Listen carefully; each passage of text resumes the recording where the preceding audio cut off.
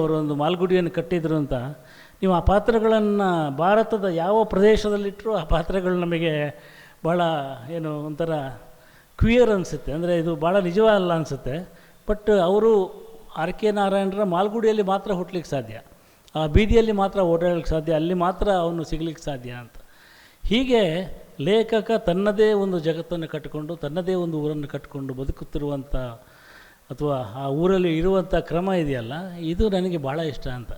ಹೀಗಾಗಿ ಈ ನೆನಪುಗಳ ಅಂಗಳದಲ್ಲಿ ಅಡ್ಡಾಡ್ತಿರೋ ಹೊತ್ತಿಗೆ ನಾನು ನಮ್ಮ ಉಪ್ಪಿನಂಗಡಿಯನ್ನು ಬಿಟ್ಟು, ನಾನು ಉಪ್ಪಿನಂಗಡಿ ಅಂತ ಹೇಳೋ ಊರಿನವನು, ಅದು ದಕ್ಷಿಣ ಕನ್ನಡದಲ್ಲಿದೆ, ಪುತ್ತೂರಿನ ಸಮೀಪದಲ್ಲಿ.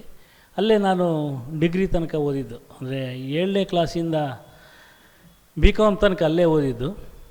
ಆ ಊರಿಗಿಂದ ಅಲ್ಲಿದ್ದಾಗಲೂ ನಾನು ಒಂದಷ್ಟು ಕಥೆಗಳನ್ನು ಬರೀತಿದ್ದೆ, ಕವಿತೆಗಳನ್ನು ಬರೀತಿದ್ದೆ. ನನಗೆ ಒಬ್ಬನೇ ಒಬ್ಬ ಗೆಳೆಯ ಇದ್ದ, ಅವನು ಕೂಡ ಕಥೆಗಳನ್ನು ಬರೀತಿದ್ದ. ನನ್ನ ಕಥೆಗಳನ್ನು ಓದ್ತಿದ್ದ ಏಕೈಕ ಓದುಗ ಅವನೊಬ್ಬನೇ, ಅವನ ಕಥೆಗಳನ್ನ ಓದ್ತಿದ್ದವ ನಾನೊಬ್ಬನೇ. ಹೀಗಾಗಿ ನಮಗೆ ಬಹಳ ದೊಡ್ಡ ಓದುಗ ಸಮೂಹ ಇದೆ ಅಂತಂದರೆ ಒಬ್ಬರಾದರೂ ಓದ್ತಿದ್ರಲ್ಲ, ಆಮೇಲೆ ಒಬ್ಬರು ಓದೋದೇ ಇರುವಂಥ ಸ್ಥಿತಿ ಇದೆ. ಹಾಗಾಗಿ ಒಬ್ಬರಿದ್ದರೆ another man is a good crowd ಅಂತ ನಂಬಿದ್ದೆ ನಾನು ಆಗ. ಸೊ ಇಬ್ಬರು ಓದ್ತಾ ಇದ್ವಿ. ಆಮೇಲೆ ಸ್ವಲ್ಪ ದಿವಸ ಆದಮೇಲೆ ಬಹಳ ಭಯದಿಂದ ನಮ್ಮ ಮೇಷ್ಟ್ರು ಒಂದು ದಿವಸ ತಗೊಂಡು ಓದಿ ಪರವಾಗಿಲ್ಲ, ಹುಡುಗರು ನಿರಾಸೆ ಮಾಡಲಿಲ್ಲ ಅಂತ. ಹೀಗೆ ಆ ಊರಿಂದ ನಾನು ಬೆಂಗಳೂರಿಗೆ ಬಂದ ನಂತರ ಅಂದರೆ ಸಾಹಿತ್ಯದ ನಿಜವಾದ ಪರಿಚಯ ನಮಗೆ ಎಲ್ಲಾಗುತ್ತೆ, ಆ ಸಾಹಿತ್ಯದ ಜಗತ್ತಿನೊಳಗೆ ನಾವು ಹೆಂಗೆ ಪ್ರವೇಶ ಪಡಿತೀವಿ ಅಂತ.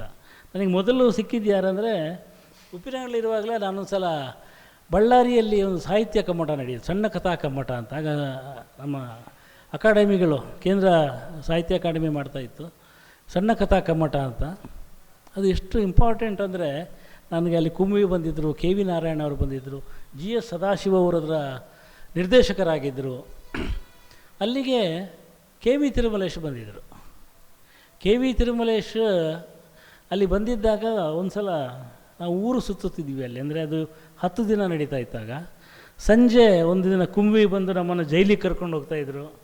ಸೊ ಇನ್ಯಾರೋ ಬಂದು ಅಲ್ಲಿ ಯಾವುದೋ ಬಜ್ಜಿ ಅಂಗಡಿ ಹೀಗೆ ಸುತ್ತಾಡ್ತಾ ಇದ್ದಾಗ ಆ ಊರಿನ ಒಬ್ಬರು ವ್ಯಕ್ತಿ ಬಂದು KV ತಿರುಮಲೇಶ್ ಹತ್ರ ಒಂದು ಪ್ರಶ್ನೆ ಕೇಳಿದರು. ಇದೆಲ್ಲ ಮಾಡ್ತಾಯಿದ್ದೀರಿ, ಪದ್ಯ ಬರೀತೀರಿ, ಇದರಿಂದ ಏನು ಪ್ರಯೋಜನ ಅಂತ ಕೇಳಿದರು ಅವರಿಗೆ. ಏನು ಉಪಯೋಗ ಇದೆ ಇದರಿಂದ, ನೀವು ಅದನ್ನು ಮಾತಲ್ಲೇ ಹೇಳ್ಬೋದಲ್ಲ, ಇದೆಲ್ಲ ಪದ್ಯ ಎಲ್ಲ ಬರೋದು ಯಾಕೆ ಕಷ್ಟ ಕೊಡ್ತೀರಿ ಅಂತ. ಅವರು ಸ್ವಲ್ಪ ಓದ್ಕೊಂಡವರು, ಸ್ವಲ್ಪ ಸಿನಿಕರಾಗಿದ್ದರು. ಅವ್ರು ಪ್ರಶ್ನೆ ಕೇಳಿದಾಗ ಅದಕ್ಕೆ ಒಂದು ಉತ್ತರ ಕೊಟ್ಟರು, ಭಾಳ ಚೆನ್ನಾಗಿತ್ತು. ಆ ಉತ್ತರ ನನಗೆ ಇವತ್ತು ನೆನಪಲ್ಲಿದೆ. ಅವ್ರು ಹೇಳಿದರು, ಕವಿತೆಗಳಿಂದ ಯಾವ ಪ್ರಯೋಜನವೂ ಇಲ್ಲ, ಪ್ರಯೋಜನ ಇದ್ದರೆ ಅದಕ್ಕಿಂತ ಉತ್ತಮವಾದ್ದನ್ನು ಕಂಡುಹಿಡಿದಿದ್ದ ಮನುಷ್ಯ. ಉದಾಹರಣೆಗೆ ಎತ್ತಿನ ಗಾಡಿಯಿಂದ ಪ್ರಯೋಜನ ಇದೆ ಅಂತ ಗೊತ್ತಾದ ಮೇಲೆ ಅವನು ಕಾರ್ ಕಂಡುಹಿಡಿದ ಅದಕ್ಕಿಂತ ಉತ್ತಮವಾದ್ದನ್ನು. ಹೀಗೆ ಪ್ರಯೋಜನ ಇದ್ದರೆ ಅದಕ್ಕಿಂತ ಉತ್ತಮವಾದ್ದನ್ನು ಕಂಡುಹಿಡಿತಿದ್ದ. ಯಾವುದನ್ನು ಉತ್ತಮ ಪಡಿಸಲಿಕ್ಕಾಗೋದಿಲ್ವೋ ಅದೇ ಕಾವ್ಯ ಅಂತ ಹೇಳಿದರು. ಮನುಷ್ಯನ ನಿರಂತರವಾದ ಅಭಿವೃದ್ಧಿಪಡಿಸುವಂಥ, ಉತ್ತಮಪಡಿಸುವಂಥ ಒಂದು ಹಪಹಪಿ ಇದೆಯಲ್ಲ, ಆ ಹಪಹಪಿಯನ್ನು ಅಷ್ಟು ಚೆನ್ನಾಗಿ ಹೇಳಿದ್ರು ಅಂದರೆ ಅವರು, ಅದು ಮನುಷ್ಯನಿಂದ ಉತ್ತಮಪಡಿಸ್ಲಿಕ್ಕಾಗಲ್ಲ. ಕಾವ್ಯವನ್ನು ಉತ್ತಮಪಡಿಸ್ಬೇಕಾದ್ರೆ ಕಾವ್ಯವೇ ಆಗಬೇಕೇ ಹೊರತು ಮನುಷ್ಯನಿಂದ ಆಗಲ್ಲ. ಅದು ತನಗೆ ಗೊತ್ತಿಲ್ಲದೆ ಒಂದು ಹರಡುವಂಥದ್ದು, ತನಗೆ ಗೊತ್ತಿಲ್ಲದೆ ಮೂಡುವಂಥದ್ದು, ತನಗೆ ಗೊತ್ತಿಲ್ಲದೆ ಆಗುವಂಥದ್ದು. ಹೀಗಾಗಿ ಅದನ್ನು ಯಾರಾದರೂ ನಾನು ಒಳ್ಳೆಯ ಕವಿತೆ ಬರೀತೀನಿ ಅಂತ ಹೊರಟ್ರೆ ಅದಕ್ಕಿಂತ ಮೂರ್ಖತನ ಮತ್ತೊಂದಿಲ್ಲ ಅಂತ. ಅಂದರೆ ಕವಿತೆಯೇ ತಾನಾಗಿ ನಾನು ಪ್ರಕಟಗೊಳ್ಳಬೇಕು ಅಂತ ಅನ್ನಿಸದೇ ಹೋದರೆ ಕವಿತೆಗೆ ಯಾರೂ ಅತ್ಯುತ್ತಮವಾದ ಕವಿತೆಯನ್ನು ಬರಲಿಕ್ಕೆ ಸಾಧ್ಯ ಇಲ್ಲ ಅಂತ. ಅದಕ್ಕೆ ಭಾಳ ಭಾಳ ಒಳ್ಳೆಯ ಪ್ರಸಂಗ ಇದೆ, ನಾನು ಮುಂದೆ ಹೇಳ್ತೀನಿ ಅದನ್ನು. ಹೀಗೆ KV ತಿರುಮಲೇಶ್ ಹೇಳಿಕೊಟ್ಟ ಪಾಠವನ್ನು ಕಲಿತುಕೊಂಡು ಆಗ ಅವರಿಗೊಂದು ಪತ್ರ ಬರೆದಿದ್ದೆ, ಅವರಿಗೂ ಮತ್ತು HS ವೆಂಕಟೇಶಮೂರ್ತಿ ಅವರಿಗೂ ಒಂದು ಪತ್ರ ಬರೆದಿದ್ದೆ. ಬಂದ ನಂತರ ನಾನು ನಿಮ್ಮ ಕವಿತೆಗಳ ಬಗ್ಗೆ ಒಂದು ಅಧ್ಯಯನ ಮಾಡಬೇಕು ಅಂತಿದ್ದೇನೆ, ನಿಮ್ಮ ಸಂಕಲನ ಕಳಿಸ್ಕೊಡಿ ಅಂತೇಳಿ. ಅದಕ್ಕೆ ಅವರಿಬ್ಬರು HS ವೆಂಕಟೇಶಮೂರ್ತಿ ಕಳಿಸ್ಕೊಟ್ಟಿದ್ರು. ಇವರು, ನಾನು ಅದರಲ್ಲೊಂದು ಸಾಲ ಹಾಕಿದ್ದೆ, ಉಡಾಫೆ. ಆ ವಯಸ್ಸಲ್ಲಿ ನಾನು ಸ್ವಲ್ಪ ಸೋಮಾರಿ ಆದ್ದರಿಂದ ನಾನು ಹೆಚ್ಚು ಸಮಯ ತಗೋತೀನಿ, ಆದಷ್ಟು ಬೇಗ ಕಳಿಸ್ಕೊಡಿ ಅಂತ. ಅದಕ್ಕೆ ಸೋಮಾರಿಯಾದವನಿಗೆ ಸಾಹಿತ್ಯ ಆಗಿ ಬರುವುದಿಲ್ಲ, ಸೋಮಾರಿತನ ಬಿಡುವುದಾದರೆ ಕಳಿಸ್ಕೊಡುತ್ತೇನೆ, 3 ರೂಪಾಯಿಯನ್ನು ಕಳಿಸ್ಕೊಡು ಅಂತ ಹಾಕಿದರು. ಸೊ ನಾನು ಅವರಿಗೆ 3 ರೂಪಾಯಿಯನ್ನು ಕಳಿಸ್ಕೊಟ್ಟು ಅವರ ಸಂಕಲನವನ್ನು ತರಿಸ್ಕೊಂಡು ಸೌಗಂಧಿಕ ಅಂತ ಹೇಳುವ ಒಂದು ಸಂಕಲನವನ್ನು ಎಚ್ ಎಸ್ ವೆಂಕಟೇಶಮೂರ್ತಿದ್ದು ಕಥನ ಕವನಗಳ ಸಂಕಲನವನ್ನು ತರಿಸ್ಕೊಂಡು ಆ ಕವನವನ್ನು ಇಟ್ಟುಕೊಂಡಿದ್ದೆ. ಹೀಗೆ ನಮ್ಮ ಸಾಹಿತ್ಯದ ಒಡನಾಟ ಆರಂಭ. ನನಗೆ ಬೆಂಗಳೂರಿಗೆ ಬಂದಾಗ ಬಹಳ ಒಂದು ಅದ್ಭುತ ನಿಧಿಯಂತೆ ಸಿಕ್ಕಿದ್ದು Y N Krishnamurthy. Y N ಕೃಷ್ಣಮೂರ್ತಿಯ ಒಡನಾಟ ಇಷ್ಟ ಆಗೋದಕ್ಕೆ ಹಲವು ಕಾರಣಗಳಿದ್ದವು. ಒಂದು, ಮೊಟ್ಟ ಮೊದಲನೇದಾಗಿ ಅವರ ಮನೆಗೆ ಯಾವಾಗ ಬೇಕಾದ್ರೂ ಹೋಗ್ಬೋದಾಗಿತ್ತು ಅಂತ. ಅವರು ಬ್ರಹ್ಮಚಾರಿಗಳಾಗಿದ್ದರು. ಹೀಗಾಗಿ ಯಾರೂ ಸಂಕೋಚ ಇರಲಿಲ್ಲ, ಇಲ್ದಿರೆ ಮನೆಯವರು ಏನು ಅಂದ್ಕೋತಾರೋ ಪದೇ ಪದೇ ಹೋದರೆ ಅಂತ. ಆಮೇಲೆ ಎರಡನೇದಾಗಿ ಅವರು ಬಂದವರಿಗೆ ಕೂತ್ಕೊಳ್ಳಿ ಅಂತೇಳಿ ಉಪಚಾರ ಮಾಡ್ತಿರಲಿಲ್ಲ. ನಾವು ಎಲ್ಲಿಗೆ ಹೋದಾಗೆ, ನಮ್ಮನೆಗೆ ಹೋದಾಗೆ ಒಳಗೆ ಹೋಗಿ ಹೊರಗೆ ಬರ್ಬೋದಾಗಿತ್ತು. ಸೊ ಅಲ್ಲಿ ಉಪಚಾರಗಳಾಗಲಿ, ಕಾಫಿ ಕುಡಿತೀಯಾ, ಈ ಥರದ ಪ್ರಶ್ನೆಗಳಾಗಲಿ ಏನೂ ಇರ್ತಿರಲಿಲ್ಲ. ಅಂದರೆ ಒಂದು ನಿರಾಳತೆ. ಅವರಿಗೆ ಮನೆಗೊಂದು ಬೆಕ್ಕು ಬಂದು ಹೋದಾಗೆ, ಮನುಷ್ಯ ಬಂದು ಹೋದರೆ ಅಷ್ಟು ಸರಾಗವಾಗಿ ಅವರ ಮನೆಗೆ ಹೋಗ್ಬೋದಾಗಿತ್ತು. ಮತ್ತು ಅವರ ಮನೆಯಲ್ಲಿ ಸುಮಾರು 5-6 ಸಾವಿರ ಪುಸ್ತಕಗಳಿದ್ದವು. ಆ 5-6 ಸಾವಿರ ಪುಸ್ತಕಗಳನ್ನು ಮತ್ತೆಲ್ಲೂ ನೋಡಿರಲಿಲ್ಲ ಅಂತ. ಅಂದರೆ ಅವರ ಬಾಲ್ಯದಲ್ಲಿ ಅವರು ಸಂಗ್ರಹಿಸಿಟ್ಟಂಥ, ತಾರುಣ್ಯದಲ್ಲಿ ತಗೊಂಡಂಥ ಪುಸ್ತಕಗಳು, ಅವರಿಗೆ ಕೊಟ್ಟಂಥ ಪುಸ್ತಕಗಳು, ಅದನ್ನೆಲ್ಲ ಭಾಳ ನೀಟಾಗಿ ಜೋಡಿಸಿದರು. ಅವರಿಗೆ ನನ್ನಿಂದ ಏನು ಸಂತೋಷ ಆಯಿತು ಅಂದರೆ, ಆ ಪುಸ್ತಕಗಳನ್ನ ಮತ್ತೆ ಒರೆಸಿ ನೀಟಾಗಿಡ್ಲಿಕ್ಕೆ ಒಬ್ಬ ಸಿಕ್ಕಿದ ಮತ್ತು ಓದಿ. ನಾನು ಓದಿದಾಗ ಈ ನೆನಪುಗಳ ಅಂಗಳ ಅವರಿಂದ ಹುಟ್ಟಿದ್ದು. ನಾನು ಒಂದು ಪುಸ್ತಕವನ್ನು ತಗೊಂಡು ಇವತ್ತು ತಗೊಂಡೋಗ್ತೀನಿ ಈ ಪುಸ್ತಕವನ್ನು ಅಂತ ಹೇಳಿದಾಗ, ಅವರು ಆ ಪುಸ್ತಕದ ಬಗ್ಗೆ 10 ನಿಮಿಷ ಹೇಳ್ತಾಯಿದ್ರು. ನಾನು ಅದನ್ನು ಯಾವ ಸಂದರ್ಭದಲ್ಲಿ ಓದಿದೆ, ನನಗೆ ಹೇಗೆ ಅದು ನನ್ನನ್ನು ಮುಟ್ಟಿತ್ತು, ಯಾಕೆ ಮುಖ್ಯವಾಯಿತು, ನೆರುಡ ನನಗೆ ಯಾಕೆ ಮುಖ್ಯ ಆದ, ಬ್ರೆಕ್ಟ್ ನನಗೆ ಯಾಕೆ ಮುಖ್ಯ ಆದ, ಆ ಸಂದರ್ಭದಲ್ಲಿ ರಾಜಕೀಯವಾಗಿ ನಾನು ಅದಕ್ಕೆ ಹೇಗೆ ಸ್ಪಂದಿಸಿದೆ, ಅದು ಹೇಗೆ ನನ್ನ ಜೀವನದ ಗತಿಯನ್ನು ಬದಲಾಯಿಸಿತ್ತು, ಈ ಕೆಲವು ಗುಟ್ಟುಗಳನ್ನು ಹೇಳ್ತಾಯಿದ್ರು. ಅಂದರೆ ಒಂದು ಪುಸ್ತಕವನ್ನು ಓದಿ ಎಷ್ಟೋ ವರ್ಷಗಳ ನಂತರ ಆ ಪುಸ್ತಕವನ್ನು ಕೈಗೆಟ್ಕೊಂಡಾಗ ಆ ಪುಸ್ತಕ ನಮಗೆ ಕೊಡುವಂಥ ಒಂದು ನೆನಪು ಇದೆಯಲ್ಲ, ಬಹಳ ಅಮೂಲ್ಯವಾದ್ದು ಅಂತ. ಇದು ಎಷ್ಟೋ ಮಂದಿಯಲ್ಲಿ ಆಗಿರುತ್ತೆ. ನಿಮಗೆ ಯಾವುದೋ ಒಂದು ಹಳೆ ಇನ್ಲ್ಯಾಂಡ್ ಲೆಟ್ರ್ ಬಂದರೆ ಮನೆಯಲ್ಲಿರುತ್ತಲ್ಲ, ಅದನ್ನು ಎಷ್ಟೋ ವರ್ಷಗಳ ನಂತರ ನಿಮ್ಮ ಮಗಳು ತೆಗೆದು ಕೊಟ್ಟಾಗ ನಿಮಗೊಂದು ಅನಿರ್ವಚನೀಯವಾದ ಸಂತೋಷ ಆಗುತ್ತೆ. ಇದು ಯಾವಾಗ ಬರೆದಿದ್ದು ಅಂತ ಕೇಳಿದರೆ ನಿಮಗೆ ಅದು ಬಹಳ ಅಮೂಲ್ಯವಾದ ಒಂದು ನಿಧಿ ನಿಮ್ಮಲ್ಲಿ ಮತ್ತೆ ಸಿಕ್ಕಿದಂಗೆ ಆಗುತ್ತೆ, ಕಳೆದು ಹೋದ್ದು. ಆ ರೀತಿಯ ಸಂತೋಷವನ್ನು ನಾನು ಅವರಲ್ಲಿ ಕಂಡಿದ್ದೆ. ಸೊ ಅವರ ಮೂಲಕ ನಾನು ಕಂಡಂಥ ಸಾಹಿತ್ಯಿಕವಾದ ಜಗತ್ತಿದೆಯಲ್ಲ, ಅದು ಬಹಳ ವಿಶಿಷ್ಟವಾದ ಜಗತ್ತು ಅಂತ ಅವರು ಪರಿಚಯಿಸಿದ್ದು. ನನಗೆ ಇವತ್ತು ಯಾರೆಲ್ಲ ಲೇಖಕರು ಗೊತ್ತಿದ್ದಾರೋ ಬೆಂಗಳೂರಲ್ಲಿ, ಯಾರೆಲ್ಲ ಕವಿಗಳು, ವಿಮರ್ಶಕರು, ಸಿನಿಮಾ ನಟರು ಅಥವಾ ಈ ಕಲಾ ಜಗತ್ತಿನವರು, ರಂಗಭೂಮಿಯವರು ಗೊತ್ತಿದ್ದಾರೋ ಅವರೆಲ್ಲ ವೈ ಎನ್ ಕೆ ಪರಿಚಯ ಮಾಡಿಕೊಟ್ಟವರು. ಗಿರೀಶ್ ಕಾರ್ನಾಡ್ರ ಮನೆಗೆ ಕರ್ಕೊಂಡು ಹೋಗೋರು, ಪಿ ಸಿ ರಾಮಚಂದ್ರ ಶರ್ಮರ ಮನೆಗೆ ಕರ್ಕೊಂಡು ಹೋಗೋರು. ಹೀಗೆ ಒಂದು ಇಡೀ ಬೆಂಗಳೂರಿನ ಸಾಹಿತ್ಯ ಪಯಣವನ್ನು ಮಾಡಿಸಿದವರು ಅವರು ಅಂತೇಳಿ. ಈ ಪಯಣದಲ್ಲಿ ಸಿಕ್ಕಂಥ ಹಲವು ನೆನಪುಗಳನ್ನು ನನಗೆ ಹಂಚಿಕೊಳ್ಳಿಕ್ಕೆ ಇಷ್ಟ. ನನಗೆ ನೋಡಿ, ನಿಮಗೆಲ್ಲ ಜ್ಞಾಪಕ ಇರ್ಬೋದು, ಬಹುಶಃ ನನ್ನ ವಯಸ್ಸಿನವರು ನನಗೆ ಸ್ವಲ್ಪ ಹಿರಿಯರು ಇರುವುದರಿಂದ ಹೇಳ್ತೀನಿ. ನಮ್ಮ ಕಾಲದಲ್ಲಿ ಪ್ರೇಮ ಹೇಗಿತ್ತು ಅಂದರೆ, ನಮ್ಮ ಪ್ರೇಮವನ್ನು ಬರೆದಿಟ್ಟವರು ಕೆ ಎಸ್ ನರಸಿಂಹಸ್ವಾಮಿಗಳು. ಸೊ ಕೆ ಎಸ್ ನರಸಿಂಹಸ್ವಾಮಿ ಕೊಟ್ಟಂಥ ಪ್ರೇಮ ಕವಿತೆಗಳೇ ನಮ್ಮ ಪ್ರೇಮವಾಗಿದ್ದು. ಅದಕ್ಕಿಂತ ಬೇರೆ ನಮಗೆ ಎಕ್ಸ್ಪ್ರೆಷನ್ ಇರಲಿಲ್ಲ. ಈಗಿನವರಿಗೆ ಅದು ಬೇರೆ ಬೇರೆ ಥರ ಇರ್ಬೋದು, ಬಟ್ ನಮ್ಮ ಎಕ್ಸ್ಪ್ರೆಷನ್ ಅವ್ರು ಕೊಟ್ಟಿದ್ದಿತ್ತು. ಅದು ಬಿಟ್ಬಿಟ್ರೆ ಕೆಲವು ಪಾಪ್ ಸಾಂಗ್ಗಳಲ್ಲಿ ಅಲ್ಲಿ ಬಂದಂಥ ಒಂದು ಉತ್ಕಟವಾದ ಪ್ರೇಮ, ಅದನ್ನು ನಾವು ಅನುಭವಿಸಲಿಕ್ಕೆ ಪ್ರಯತ್ನ ಪಡ್ತಿದ್ವಿ, ಬಟ್ ನಮ್ಮದಾಗ್ತಾ ಇರಲಿಲ್ಲ. ಆದರೆ ನಿನ್ನ ಪ್ರೇಮದ ಪ್ರಿಯ ನಾನರಿಯೇ ಕನಕಾಂಗಿ ಇರ್ಬೋದು, ಅಥವಾ ಎತ್ತರದ ಮನೆ ನನ್ನ ಬದುಕೇನೆ ಅಂತ ಹೇಳೋ ಒಂದು ಕಲ್ಪನೆ ಇರ್ಬೋದು. ಹೀಗೆ ಕೇಸ್ನ ಕೊಡ್ತಿದ್ದಂಥ ಅನುಭವಗಳಿದ್ದಾವಲ್ಲ, ಪ್ರೇಮಾನುಭವಗಳು, ಅವು ನಮ್ಮ ಪ್ರೇಮ ಜೀವನವನ್ನು ನಿರ್ಧರಿಸಿದಂಥ ಸಂಗತಿಗಳು ಅಂತ ನಾನು ಭಾವಿಸ್ತೀನಿ. ನನಗೆ ಒಂದಿನ ಹೇಳಿದರು, ನೀನು ಕೆ ಎಸ್ನ ಅವರ ಮನೆಗೆ ಹೋಗಬೇಕು. ಮನೆಗೆ ಹೋಗಿ ನಾನು ದೀಪಾವಳಿ ಆಗ ಕನ್ನಡಪ್ರಭ ಸೇರಿಕೊಂಡಿದ್ದೆ. ದೀಪಾವಳಿ ವಿಶೇಷಾಂಕಕ್ಕೆ ಒಂದು ಪದ್ಯ ಕೇಳ್ಕೊಂಬ ಅಂತ ನಾನು ಅವರಿಗೆ ಫೋನ್ ಮಾಡಿದೆ. ಅವರ ಪತ್ನಿ ವೆಂಕಮ್ಮ ಅವ್ರು ಫೋನ್ ತಗೊಂಡ್ರು. ಮನೆಗೆ ಬಾ, ಅವ್ರ ಫೋನಲ್ಲೆಲ್ಲ ಮಾತಾಡಲ್ಲ ಅಂತ ಹೇಳಿದರು. ಬನಶಂಕರಿಯಲ್ಲಿ ಅವ್ರ ಮನೆ ಇತ್ತು, ಭಾಳ ನಿರ್ಜನವಾದ ಮನೆ. ಇವತ್ತು ಆ ಮನೆ ಇಲ್ಲ ಅಲ್ಲಿ, ಅದು ಒಡೆದು ಮಾರಿದ್ದಾರೆ ಅದನ್ನು. ಅಲ್ಲಿ ಏನೋ ಅಪಾರ್ಟ್ಮೆಂಟ್ ಬಂದಿದೆ, ಮತ್ತು ಗಿಜಿ ಗುಡ್ತಾ ಇದೆ. ಬಟ್ ಆಗ ಅದು ನಿರ್ಜನವಾದ ಬೀದಿ, ಒಂದು ರಿಂಗ್ ರೋಡ್ ಪಕ್ಕದಲ್ಲಿತ್ತು. ಆ ಮನೆಗೆ ಹೋದೆ. ಮನೆಯ ಮುಂದೆ ಒಂದು ತೆಂಗಿನ ಮರ, ಖಾಲಿ ಸೈಟ್ಗಳು.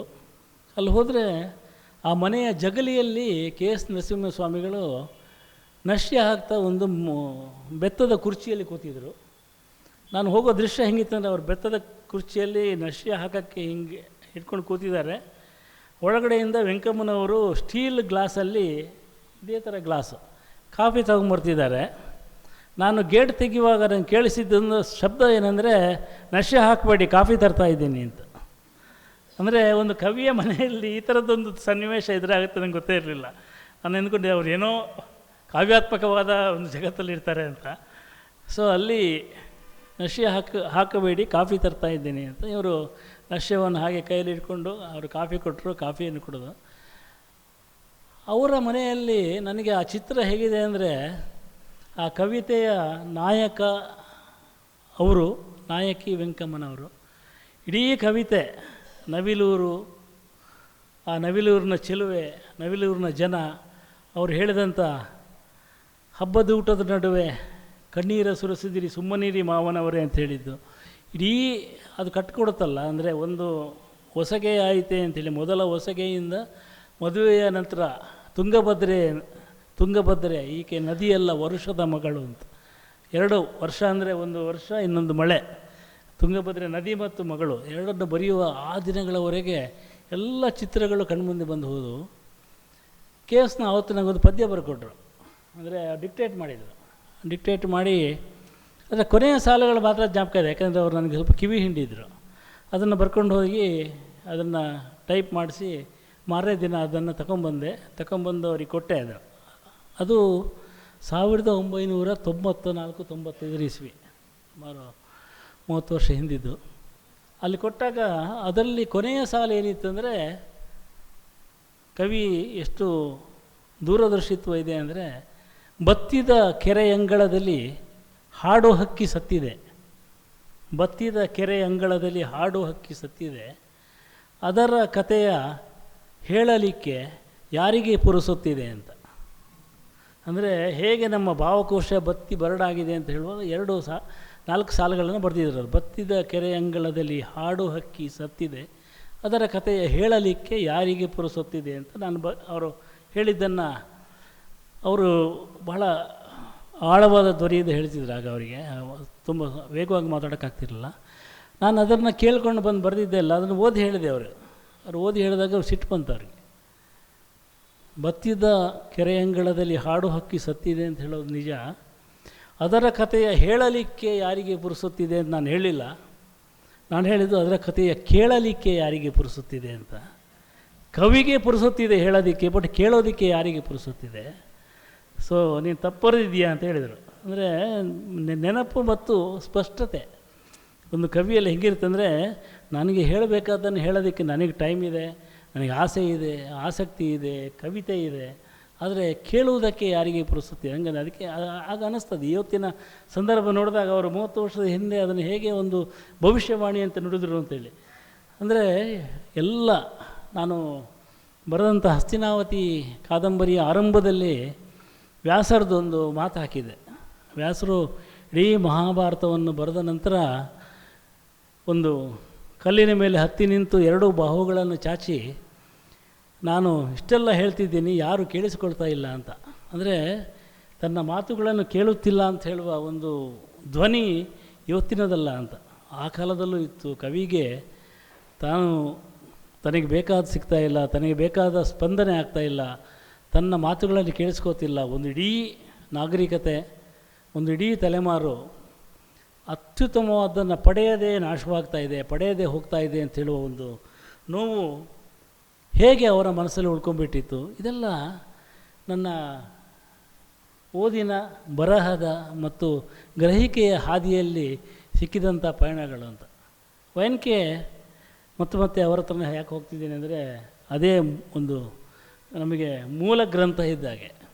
ಸೊ ಅವರು ನಮಗೆ ಸಾಹಿತ್ಯ ಮುಖ್ಯ ಅಂಥೇಳಿ ನಮ್ಮ ಹತ್ರ ಬರೆಸಿದ್ದು, ನಮ್ಮಲ್ಲಿ ಬರೆದದ್ದನ್ನು ಬಹಳ ಮುಖ್ಯವಾಗಿ ಅವ್ರು ಏನು ಮಾಡ್ತಿದ್ದಾರೆ ಅಂದರೆ, ನಾನು ಹಲವರಲ್ಲಿ ನೋಡಿದ್ದೀನಿ, ನೀವು ಯಾರಿಗಾದ್ರೂ ಒಂದು ಕತೆ ತಂದು ಕೊಟ್ಟರೆ ಅದನ್ನು ಹೊಡೆದು ತಿದ್ದಿ ಹೀಗೆ ಬರೀಬೇಕು ಅಂಥೇಳಿ ಬದಲಾಯಿಸಿ ಕೊಟ್ಟು ಬಿಡ್ತಾರೆ. ಬಟ್ YNK ಅವರ ಸಂಪರ್ಕಕ್ಕೆ ಬಂದ ಯಾರ ಕಥೆಯನ್ನು ಬದಲಾಯಿಸ್ತಾ ಇರಲಿಲ್ಲ ಅಂತ. ನೀವೊಂದು ಕತೆ ಬರ್ಕೊಟ್ರೆ ಅದು ಅವರಿಗೆ ಚೆನ್ನಾಗಿಲ್ಲ ಅಂತ ಅನಿಸಿದರೆ ಅವರೊಂದು ಚೆನ್ನಾಗಿರೋ ಪುಸ್ತಕ ಕೊಟ್ಟು ಇದನ್ನು ಓದು ಅಂತ ಹೇಳೋರು. ಅದನ್ನು ಕೊಟ್ಟರು ಅಂದರೆ ನಿಮ್ಮದು ಚೆನ್ನಾಗಿಲ್ಲ, ಇದನ್ನು ಓದು, ಸ್ವಲ್ಪ ಬುದ್ಧಿವಂತಿಕೆ ಅಂದರೆ ಇಂಪ್ರೂವ್ ಆಗು, ಸ್ವಲ್ಪ ಬೇರೆ ಥರ ಬರೆಯೋದನ್ನು ಅಭ್ಯಾಸ ಮಾಡ್ಕೊ, ಹೀಗೆ ಅವರು ಕಲಿಸಿದವರು ಅಂತೇಳಿ. ಯಾವತ್ತೂ ಒಬ್ಬ ಲೇಖಕನಿಗೆ ತನ್ನ ಕಥೆಯನ್ನು ಮತ್ತೊಬ್ಬರು ಬರೆಯೋದು ಇಷ್ಟ ಇರಲ್ಲ. ಇವತ್ತು ನಿಮ್ಮ ಕಥೆನ ಕೊಟ್ಟರೆ ಅದನ್ನು 10 ಮಂದಿ 10 ಥರ ಬರೀತಾರೆ. ಚಾಟ್ GPT ಕೊಟ್ಟರೆ 15 ಥರ ಬರೆಯುತ್ತದು. ಹೀಗೆ AI ಬಂದ ಮೇಲೆ ಎಲ್ಲರೂ ಆರ್ಟಿಫಿಷಿಯಲ್ ಇಂಟೆಲಿಜೆನ್ಸ್ ಬಂದ ಮೇಲೆ ಅದು ತನಗೆ ಬೇಕಾದಂತೆ, ಅಂದರೆ 100 ಮಂದಿಯ ಕಥೆಯನ್ನು ತಗೊಂಡು 101ನೇ ಕಥೆಯನ್ನು ಬರೆಯುವಷ್ಟು ಸಮರ್ಥವಾಗಿದೆ ಅದು. ಹೀಗೆ ಆದರೆ WNK ಹೇಳ್ತಾಯಿದ್ರು, ಪ್ರತಿಯೊಂದು ಕೂಡ ಆತನ ವ್ಯಕ್ತಿ ವಿಶಿಷ್ಟ ಪ್ರತಿಭೆ ಅಂತ ಬರ್ತಾಯಿತ್ತು. ಅದನ್ನು ನಮ್ಮ ಪ್ರತಿಪಾದಿಸಿದವರು ತೇಜಸ್ವಿಯವರು ವ್ಯಕ್ತಿ ವಿಶಿಷ್ಟ ಪ್ರತಿಭೆ ಅಂತ ಒಂದು ಲೇಖನನೇ ಬರೆದ್ರು ಅವರು. ಅಂದರೆ ಪ್ರತಿಯೊಬ್ಬ ವ್ಯಕ್ತಿ ಕೂಡ ಭಾಳ ವಿಶಿಷ್ಟವಾದ ಪ್ರತಿಭೆ ಇರುತ್ತಲ್ಲ, ಆ ಪ್ರತಿಭೆಯಿಂದ ಹುಟ್ಟಿದಂಥ ಲೇಖನಗಳು, ಕಥೆಗಳು, ಕವನಗಳು ಅವನಿಲ್ಲದೆ ಅದಿಲ್ಲ ಅಂತ. ಈಗ ಯಾಕೆ ಕೃತಿಚೌರ್ಯ ಯಶಸ್ವಿ ಆಗಲ್ಲ ಅಂದರೆ, ನಮಗೊಬ್ಬ ಮನುಷ್ಯ ನೋಡಿದ ತಕ್ಷಣ ಗೊತ್ತಾಗುತ್ತೆ ಇವನಿಂದ ಇದು ಬರೆಯೋಕ್ಕೆ ಸಾಧ್ಯ ಇಲ್ಲ ಅಂತ. ಅದು ಭಾಳ ಚೆನ್ನಾಗಿತ್ತು. ಒಂದು ಘಟನೆ ಹೇಳ್ತೀನಿ, ಆ ವ್ಯಕ್ತಿ ಯಾರು ಅಂತ ಹೇಳಲ್ಲ. ಒಂದು ಸಲ ಲಂಕೇಶ್ ಪತ್ರಿಕೆಯಲ್ಲಿ ಇದನ್ನು TN ಸೀತಾರಾಮ್ ಹೇಳಿದ್ದು. ಲಂಕೇಶ್ ಪತ್ರಿಕೆಯಲ್ಲಿ ಒಬ್ಬ ನಟನ ಬಗ್ಗೆ, ರಂಗಭೂಮಿ ನಟನ ಬಗ್ಗೆ ಒಂದು ಲೇಖನ ಪ್ರಕಟವಾಗಿತ್ತು. ಕೆಟ್ಟದಾಗಿ ಬರೆದಿದ್ದರು. ಕೆಟ್ಟದಾಗಿ ಬರೆದಿದ್ದಾಗ ಮಾರನೇ ದಿನ ಬೆಳಿಗ್ಗೆ ಆ ನಟ ಫೋನ್ ಮಾಡಿದರು ಇವನಿಗೆ, ಏನು ಹಿಂಗೆ ಬರೆದಿದ್ಯಾ ಅಂತೇಳಿ. ಅವನಿಗೆ ಭಾಳ ಬೇಜಾರಾಯಿತು. ಸರ್ ನಾನು ಅವ್ರು ಬಂದು ಸೀತಾರಾಮ್ ಹತ್ರ ಹೇಳಿದ್ರಂತೆ, ನಾನು ಬರೆದಿಲ್ಲ ಅದನ್ನು ಮೇಷ್ಟ್ರೇ ಬರೆದಿರೋದು, ನನ್ನ ಹೆಸರು ಹಾಕಿಬಿಟ್ಟಿದ್ದಾರೆ, ಏನು ಮಾಡೋದು ಗೊತ್ತಾಗಲ್ಲ ಅಂತೇಳಿ. ಸೊ ಏನು ಮಾಡೋದು ಅಂದರೆ, ಇಲ್ಲ ನಂದು ಅವರು ಸ್ನೇಹ ಹೊರಟೋಯ್ತು, ನನ್ನ ಮೇಲೆ ಭಾಳ ಬೇಜಾರು ಮಾಡ್ಕೊಂಡಿದ್ದಾರೆ, ಏನಾದರೂ ಮಾಡಿ ಸರಿ ಮಾಡಬೇಕು ಇದನ್ನು ಅಂತ ಹೇಳಿದ್ರಂತೆ. ಅದಕ್ಕೆ ಇವರು ಸೀತಾರಾಮ್ ಹೇಳಿದ್ರು, ಬನ್ನಿ ಅವ್ರ ಹೋಗಿ ಮಾತಾಡೋಣ, ಅವ್ರ ಥರ ರಹಸ್ಯವಾಗಿ ಇದನ್ನು ಹೇಳೋಣ, ಬಟ್ ಪಬ್ಲಿಕ್ಕಾಗಿ ಹೇಳೋಕ್ಕಾಗಲ್ಲ. ಮೇಷ್ಟ್ರು ನನ್ನ ಹೆಸರಾಗಿ ಬರೆದ್ರು ಅಂತ ಪಬ್ಲಿಕ್ಕಾಗಿ ಹೇಳೋಕ್ಕಾಗಲ್ಲ. ಇವ್ರ ಸ್ನೇಹ ಹೊರಟೋಗುತ್ತೆ, ಇವ್ರ ಸ್ನೇಹ ಹೊರಟೋದು ಇನ್ನೂ ಡೇಂಜರು. ಸೊ ಹೋಗೋಣ ಅಂತ ಅವ್ರ ಮನೆಗೆ ಹೋದ್ರಂತೆ. ಅವ್ರ ಮನೆಗೆ ಹೋಗಿ ಕಾಫಿ ಎಲ್ಲ ಕುಡಿದು ಅವ್ರು ಸಿಟ್ಟಲ್ಲೇ ಇದ್ದರು. ಆಮೇಲೆ ಸಿಟ್ಟೆಲ್ಲ ಆರಿದ ಮೇಲೆ ಹೇಳಿದ್ರಂತೆ, ಸರ್ ಅದು ನಾನು ಬರೆದಿದ್ದಲ್ಲ ಸರ್, ಅದು ಮೇಷ್ಟ್ರೇ ಬರೆದಿದ್ದು, ತಪ್ಪಾಗಿ ನನ್ನ ಹೆಸರು ಹಾಕಿಬಿಟ್ಟಿದ್ದಾರೆ ಅಷ್ಟೇ ಅವರು ಅಂತ. ಅದಕ್ಕೆ ಆ ರಂಗಭೂಮಿ ನಟ ಹೇಳಿದ್ರಂತೆ, ಅಂದ್ಕೊಂಡೆ ಇಷ್ಟು ಚೆನ್ನಾಗಿ ಬರೆಯೋಕ್ಕೆ ನಿನಗೆ ಸಾಧ್ಯ ಇಲ್ಲ ಅಂತ ಅಂದ್ಕೊಂಡೆ. ಅಂದರೆ ಒಬ್ಬ ವ್ಯಕ್ತಿ ನೋಡಿದಾಗಲೇ ಇವನು ಹಿಂಗೆ ಬರೆಯಬಲ್ಲ ಅಂತ ಒಂದು ಕಲ್ಪನೆ ನಮ್ಮಲ್ಲಿರುತ್ತೆ. ಅದನ್ನು ನಾವು ಏನು ಮಾಡಿದರೂ ಬದಲಾಯಿಸೋಕ್ಕಾಗಲ್ಲ. ಅಂದರೆ ಲೇಖಕ ಮತ್ತು ಓದುಗನ ಸಂಬಂಧ ಅದು ಭಾಳ, ಗಳಗನಾಥರು ಹೇಳ್ತಾರೆ, ಭಾಳ ಅದ್ಭುತವಾಗಿದೆ ಗಳಗನಾಥರು ಹೇಳೋದು. ಶ್ರೀರಾಮ ಮತ್ತು ಶಬರಿಯ ಸಂಬಂಧ ಇದೆಯಲ್ಲ, ಹೇಗೆ ಶಬರಿ ಹಣ್ಣುಗಳನ್ನು ಕಚ್ಚಿ ಅದನ್ನು ಶ್ರೀರಾಮನಿಗೆ ಕೊಡ್ತಾ ಇದ್ಲು, ಪ್ರತಿಯೊಬ್ಬ ಲೇಖಕ ಕೂಡ ತನ್ನ ಓದುಗನಿಗೆ ಕೊಡುವಾಗ ಇದು ಚೆನ್ನಾಗಿದೆ, ಇದು ಚೆನ್ನಾಗಿರುತ್ತೆ ಅಂತ ಕೊಡ್ತಾ ಇರ್ತಾನೆ. ಚೆನ್ನಾಗಿ ಇಲ್ಲ ಅಂತ ಅವನಿಗೆ ಲೇಖಕನಿಗೆ ಅನಿಸಿದಾಗ ಕೂಡ ಅವನು ಕೆಲವು ಸಲ ಕೊಡ್ತಾನಂತೆ. ಯಾಕೆಂದರೆ ಅವನಿಗೆ ಓದುಗನಿಗೆ ಏನಾದರೂ ಕೊಡಲೇಬೇಕು. ಅಂದರೆ ತನ್ನ ಕ್ರಿಯಾಶೀಲತೆಯ ಮರ ಅಷ್ಟು ರುಚಿಯಲ್ಲದ ಹಣ್ಣುಗಳನ್ನು ಬಿಟ್ಟಾಗ ಕೂಡ ಅದನ್ನು ಕಿತ್ತೆಸೆಯುವಂಥ ಶಕ್ತಿ ಮತ್ತು ಒಂದು ಹಕ್ಕು ಆ ಲೇಖಕನಿಗಿರಲ್ಲ ಅಂತ.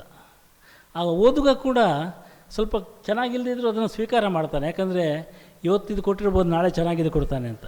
ಹೀಗೆ ಒಂದು ಸಂಬಂಧ ಒಬ್ಬ ಲೇಖಕ ಮತ್ತು ಓದುಗನ ಮಧ್ಯೆ ತಾನಾಗಿ ಹುಟ್ಟಿರುತ್ತೆ. ಇದನ್ನು ಬಹಳ ಬೇರೆಯವರು ಬಂದು ನೀನು ಅವನನ್ನು ಓದಬೇಡ, ನೀನು ಇವನನ್ನು ಓದು ಅಂಥೇಳಿ ಯಾರನ್ನು ಕೂಡ ದಾರಿ ತಪ್ಪಿಸೋಕ್ಕಾಗಲ್ಲ, ಯಾರನ್ನು ಕೂಡ ಬದಲಾಯಿಸೋಕ್ಕಾಗಲ್ಲ. ಈ ರೀತಿಯಲ್ಲಿ ಒಂದು ಸಂಬಂಧ ಓದುಗ ಲೇಖಕ, ಅದು ಇವತ್ತಿಂದಲ್ಲ ಸರ್, ಆರಂಭದಿಂದ. ನೀವು ನಿಮ್ಮ ಮನೆಯಲ್ಲಿ ಯಾರೋ ಒಬ್ಬರ ಪುಸ್ತಕವನ್ನು ಓದ್ತಿದ್ರೆ, ಆಲನಹಳ್ಳಿ ಪುಸ್ತಕ ಓದ್ತಾ ಇರ್ತಾರಲ್ಲ, ನೀವು ಅದರ ಬಗ್ಗೆ 1000 ಟೀಕೆಗಳನ್ನು ಮಾಡಿದರೆ ಕೂಡ ಅವರನ್ನು ಆಲನಹಳ್ಳಿಯಿಂದ ವಿಮುಖಗೊಳಿಸೋಕ್ಕಾಗಲ್ಲ. ಅದೊಂಥರ ಪ್ರೇಮ ಇದ್ದಾಗೆ. ಈ ಪ್ರೇಮದ ದಿನಗಳಲ್ಲಿ ಹಳೆಯ ಸಿನಿಮಾದಲ್ಲಿ ದುಡ್ಡು ಕೊಡೋದು ಅಥವಾ ಇನ್ನೇನೋ ಮಾಡಿ ನೀನು ಅವಳನ್ನು ಬಿಟ್ಟು ಬಿಡು, ಅದು ಬಿಡಲ್ಲ ಅದು.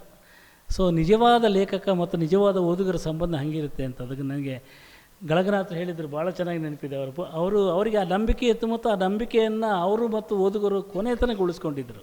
ಅವರು ಬರೆದಂಥ ಎಲ್ಲ ಕಾದಂಬರಿಗಳಿರ್ಬೋದು. ಇವತ್ತು ಕೂಡ ನಾನು 3ನೇ ಸಲ ಅವರ ಪುಸ್ತಕ, ಅವರ 5 ಸಂಪುಟಗಳು ರೀಪ್ರಿಂಟ್ ಆಗಿದೆ ನೋಡಿದೆ. ಒಂದೊಂದು ಪುಸ್ತಕ 1000 ಪುಟ ಇದೆ. ಅಲ್ಲಿ ಅವರ ಕಾದಂಬರಿಗಳು ಮತ್ತೆ ರೀಪ್ರಿಂಟ್ ಆಗಿ ಬೇರೆ ಬೇರೆ, ಅಂದರೆ ಸಾಹಿತ್ಯ ಅಕಾಡೆಮಿ ಮಾಡ್ತು, ಇನ್ಯಾವುದೋ ಸಂಸ್ಥೆಗಳು ಮಾಡ್ತು. ಹೀಗೆ ಅವರದು ಮತ್ತೆ ಮತ್ತೆ ಪ್ರಕಟ ಆಗ್ತಿರ್ತವೆ. ಅವರ ಓದುಗರು ಮತ್ತೆ ಮತ್ತೆ ಹುಟ್ಕೊಳ್ತಾ ಇರ್ತಾರೆ, ಮತ್ತೆ ಮತ್ತೆ ಓದ್ತಾ ಇರ್ತಾರೆ. ಹೀಗೆ ಒಂದು ಸಂಬಂಧ ಓದುಗ ಮತ್ತು ಲೇಖಕನಿರುತ್ತೆ ಅಂತ. ಬಟ್ ಸಾಹಿತ್ಯ ಮಾಡುವಂಥ ಕೆಲಸ ಏನಂದರೆ, ನಿಮಗೆ ಇವತ್ತಿನ ಹುಡುಗರಿಗೆ ಗೊತ್ತಿದೆಯಲ್ಲೋ ಗೊತ್ತಿಲ್ಲ, ನಮ್ಮಲ್ಲಿ ಸಾಮಾನ್ಯವಾಗಿ ಒಂದು ಕಳ್ಳ ಬೆಕ್ಕಿರೋದು ಪ್ರತಿ ಮನೆಯಲ್ಲೂ. ಈ ಕಳ್ಳ ಬೆಕ್ಕನ್ನು ನಮ್ಮಮ್ಮ ಒಂದು ಚೀಲದಲ್ಲಿ ಹಾಕ್ಕೊಂಡು ಇದನ್ನು ದೂರ ಎಲ್ಲರೂ ಬಿಟ್ಟು ಬಾ ಅಂತ ಕೊಡೋರು. ನಾವು ಅದನ್ನು ಸೈಕಲಲ್ಲಿ ಇಟ್ಕೊಂಡು ಯಾವುದೋ ಪಕ್ಕದ ಹಳ್ಳಿಗೆ ಹೋಗಿ ಆ ಹಳ್ಳಿಯಲ್ಲಿ ಬಿಟ್ಟು ಚೀಲನ ಸೈಕಲಿಗೆ ಸಿಕ್ಸ್ಕೊಂಡು ವಾಪಸ್ ಬಂದುಬಿಡ್ತಿದ್ವಿ. ನಾವು ಮನೆಗೆ ಬರೋ ಮುಂಚೆ ಆ ಬೆಕ್ಕು ಮನೆಗೆ ಬಂದುಬಿಡ್ತಾಯಿತ್ತು. ಇದು ಬೆಕ್ಕಿನ ವಿಚಾರದಲ್ಲಿ ಬಹುಶಃ ಹಲವರಿಗೆ ಅನುಭವ ಇರ್ಬೋದು. ಸಾಹಿತ್ಯ ಏನಿದೆ ಗೊತ್ತಾ, ಸಾಹಿತ್ಯ ನಮ್ಮನ್ನು ಈ ಬೆಕ್ಕಿಗೆ ಏನು ದಾರಿ ತೋರಿಸುತ್ತೋ ಹಾಗೆ ನಮಗೆ ದಾರಿ ತೋರಿಸೋ ಸಾಹಿತ್ಯ ಅಂತ ನಾನು ನಂಬಿದ್ದೀನಿ. ನಮ್ಮನ್ನು ಬೇರೆ ಬೇರೆ ವಿಜ್ಞಾನ ಇರ್ಬೋದು, ತಂತ್ರಜ್ಞಾನ ಇರ್ಬೋದು, ಅಥವಾ ಬೇರೆ ಗಣಿತ ಇರ್ಬೋದು, ಇದೆಲ್ಲ ದಾರಿ ತಪ್ಪಿಸೋಕ್ಕೆ ನೋಡ್ತಾ ಇರುತ್ತೆ. ಆಮೇಲೆ ಆಮಿಷಗಳು ದಾರಿ ತಪ್ಪಿಸ್ತಾ ಇರ್ತವೆ. ಅಂದರೆ ನೀನು ಏನು ಇದನ್ನು ಓದಬೇಡ, ಅದನ್ನು ಓದಿದರೆ ನಿನಗೆ ತಿಂಗಳಿಗೆ ಒಂದು 75,000 ರೂಪಾಯಿ ಸಂಬಳ ಬರುತ್ತೆ, ಇದು ನಿನ್ನ ಜೀವನ ಅಲ್ಲ, ಒಂದು ದೊಡ್ಡ ಮನೆ ಕಟ್ಕೊಂಡು ಸುಖವಾಗಿರು, ಬಡ್ಡಿಗೆ ಸಾಲ ಕೊಡು, 2 ಸೈಡ್ ತಗೋ, ಹೀಗೆ ನಮ್ಮನ್ನು ದಾರಿ ತಪ್ಪಿಸುವ ಸಂಗತಿಗಳಿರ್ತವೆ. ಅಂದರೆ ಇವೆಲ್ಲ ಭಾಳ ಚೆನ್ನಾಗಿರುತ್ತೆ ಕೇಳೋದಕ್ಕೆ. ಒಂದು ಹೋಟ್ಲ್ ಹಾಕಿ ಗುರು ಭಾಳ ಇಂಪ್ರೂವ್ ಆಗ್ತೀವಿ, ಎಷ್ಟು ಹೋಟ್ಲುಗಳು ಬಂದಿದ್ದಾವೆ ಅಂತ ಹೇಳ್ತವೆ, ಹೇಳುವವರು ಭಾಳ ಹೇಳ್ಬಿಡ್ತಾರೆ. ಅದು ಬಟ್ ಹೋಟ್ಲ್ ಹಾಕಿದ ಮೇಲೆ ಗೊತ್ತಾಗುತ್ತೆ ಇದು ನಾನು ಮಾಡಿದ ಜೀವನದ ಭಾಳ ದೊಡ್ಡ ತಪ್ಪು ಅಂತ. ಹೀಗೆ ನಮ್ಮನ್ನು ಈ ಬದುಕಿನ ಆಮಿಷಗಳು ದಾರಿ ತಪ್ಪಿಸುವ ಹೊತ್ತಿಗೆ ಮತ್ತೆ ಮನೆಗೆ ತಂದು ಬಿಡೋದು ಯಾವುದಂದರೆ ಈ ಲಿಟ್ರೇಚರು. ಆ ಲಿಟ್ರೇಚರ್ ಮತ್ತೆ ವಾಪಸ್ ಅಂದುಬಿಟ್ಟು, ಇದು ನೋಡು ನೀನು ಹಿಂಗೆ ಸುಖವಾಗಿದ್ದೆ, ಇಲ್ಲಿ ಇದನ್ನೆಲ್ಲ ಮಾಡೋಕ್ಕೋಗಿ ಹಾಳಾಗೋಗಿದ್ದೆ, ಮತ್ತೆ ಎಲ್ಲಿದ್ದರೂ ಮನೆಗೆ ಕೂಡಲೇ ವಾಪಸ್ ಬರುವುದು, ನಿನ್ನ ತಂದೆ ನಿನಗೆ ಹೊಡೆಯುವುದಿಲ್ಲ ಅಂತ ಹೇಳ್ದಂಗೆ ಈ ಸಾಹಿತ್ಯ ಎಲ್ಲಿದ್ದರೂ ಮತ್ತೆ ನಿನ್ನ ಮೂಲ ಸ್ಥಾನಕ್ಕೆ ಬರುವುದು, ಇಲ್ಲಿ ನೀನು ಸುಖವಾಗಿರ್ತೀಯ ಅಂತ ಹೇಳ್ತಾ ಇರುತ್ತೆ ಅಂತ. ಈ ರೀತಿಯ ಒಂದು ಭರವಸೆಯನ್ನು ಕೊಡುವಂಥ ಶಕ್ತಿ ನಮ್ಮ ನೆನಪಿನ ಅಂಗಳದಲ್ಲಿರುವಂಥ ಓದಿಗೆ, ಒಡನಾಟಕ್ಕೆ ಮತ್ತು ಅಂದರೆ ಒಂದು ಕಾಲದಲ್ಲಿ ರವಿ ಬೆಳಗೆರೆ ಹೇಳ್ತಾಯಿದ್ರು, ಮೇಷ್ಟ್ರುಗಳಿಗೆ ಮತ್ತು ಸಾಹಿತಿಗಳಿಗೆ ಬಡತನವೇ ಒಂದು ಮೌಲ್ಯವಾಗಿತ್ತು ಅಂತ. ಅಂದರೆ ಅವರ ಬಗ್ಗೆ ಮಾತಾಡುವಾಗ ಅವರು ಬಹಳ ಬಡವರಾಗಿದ್ದರು, ಭಾಳ ಚೆನ್ನಾಗಿ ಬರೀತಾಯಿದ್ರು ಅಂತ. ಅವರು ಭಾಳ ಬಡವರಾಗಿದ್ದರು, ಭಾಳ ಒಳ್ಳೆಯ ಮೇಷ್ಟ್ರಾಗಿದ್ದರು ಅಂತಲೇ. ಇವತ್ತು ಅದು ಮೌಲ್ಯ ಆಗಬಾರದು ಯಾವತ್ತು. ಅಂದರೆ ಅದನ್ನು ಮೌಲ್ಯ ಮಾಡಿ ಮಾಡಿ ಅವ್ರನ್ನ ಮತ್ತಷ್ಟು ಬಡತನದಲ್ಲಿ ಇಡುವಂಥ ಕೆಲಸ ಮಾಡಬಾರ್ದು. ಬಟ್ ಆದರೆ ಅದನ್ನು ಕೂಡ ಒಂದು ಮೌಲ್ಯ ಅಂತ ನಂಬುವಂಥ ಮನಸ್ಸು ನಮ್ಮಲ್ಲಿತ್ತು ಅಂತ. ಅವ್ರಿಗೆ ದುಡ್ಡು ಬರುತ್ತೋ ಆಮೇಲೆ ಅವ್ರು ಸುಖವಾಗಿದ್ದರೋ ಅದು ಬೇರೆ, ಆದರೆ ಬಡತನವನ್ನು ಗೌರವಿಸುವಂಥ ಒಂದು ಶಕ್ತಿ ಅಂತ, ಗೌರವಿಸುವಂಥ ಒಂದು ಮನಸ್ಸು ನಮ್ಮಲ್ಲಿ ಇರ್ಲಿಕ್ಕೆ ಸಾಧ್ಯ ಅಂತ ಹೇಳಿ ತೋರಿಸ್ಕೊಟ್ರಲ್ಲ, ಅದಕ್ಕೆ ಬಹಳ ಬಹಳ ಮುಖ್ಯ ಅಂತ ಅನಿಸುತ್ತೆ. ಅಂದರೆ ಯಾವುದು ಈ ಸಮಾಜದಲ್ಲಿ ಸರ್ವಮಾನ್ಯ ಅಲ್ಲವೋ ಅದನ್ನು ಕೂಡ ಒಂದು ರೀತಿಯಲ್ಲೇ ನಮಗೆ ಗೌರವಿಸುವಂಥ ಸಂಗತಿಯನ್ನು ಕಳಿಸ್ಕೊಟ್ಟಿದ್ದು ಅದು. ನನಗೆ ಅದರಲ್ಲಿ ಜ್ಞಾಪಕ ಬರೋದು ಯಾರಂದರೆ ರಾಮಚಂದ್ರ ಶರ್ಮರು. ಅವರು ವಿದೇಶದಲ್ಲೆಲ್ಲ ಇದ್ದು ವಿದೇಶದಿಂದ ಬಂದು ಆಮೇಲೆ ಬೆಂಗಳೂರಲ್ಲಿ ಸೆಟ್ಲಾಗಿದ್ದರು. ಅವ್ರ ಮಗಳು ಮಾಯಾ ಶರ್ಮಾ ಅಂತ, ಶೀಸ್ ಇನ್ ಟೆಲಿವಿಷನ್, ಭಾಳ ಅದ್ಭುತವಾದ ಸಂಪಾದಕಿ ವರದಗಾರ್ತಿಯಾಗಿ ಕೆಲಸ ಮಾಡ್ತಿದ್ದಾರೆ. ಅವರು ಬಂದಾಗ ಈ ವಯನ್ಕೆ ಒಂದು ಅಭ್ಯಾಸ ಇತ್ತು. ವಯನ್ಕೆ ಅವರನ್ನು ಸನ್ ಡೌನರ್ ಅಂತ ಕರಿತಾ ಇದ್ವಿ ನಾವು.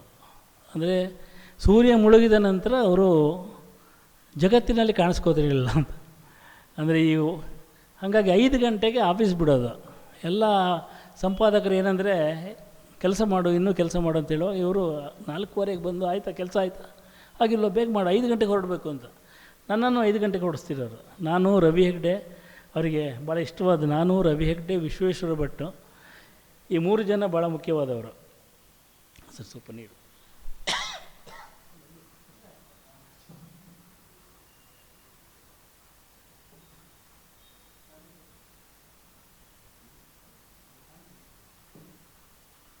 ಇದು ಶಿವಮೊಗ್ಗ ಕರ್ನಾಟಕ ಸಂಘದ ಸದಸ್ಯರು ಮಾಡಿಕೊಟ್ಟ ಕಷಾಯ, ಯಾರು ತಪ್ಪು ತಿಳಿಬಾರ್ದು.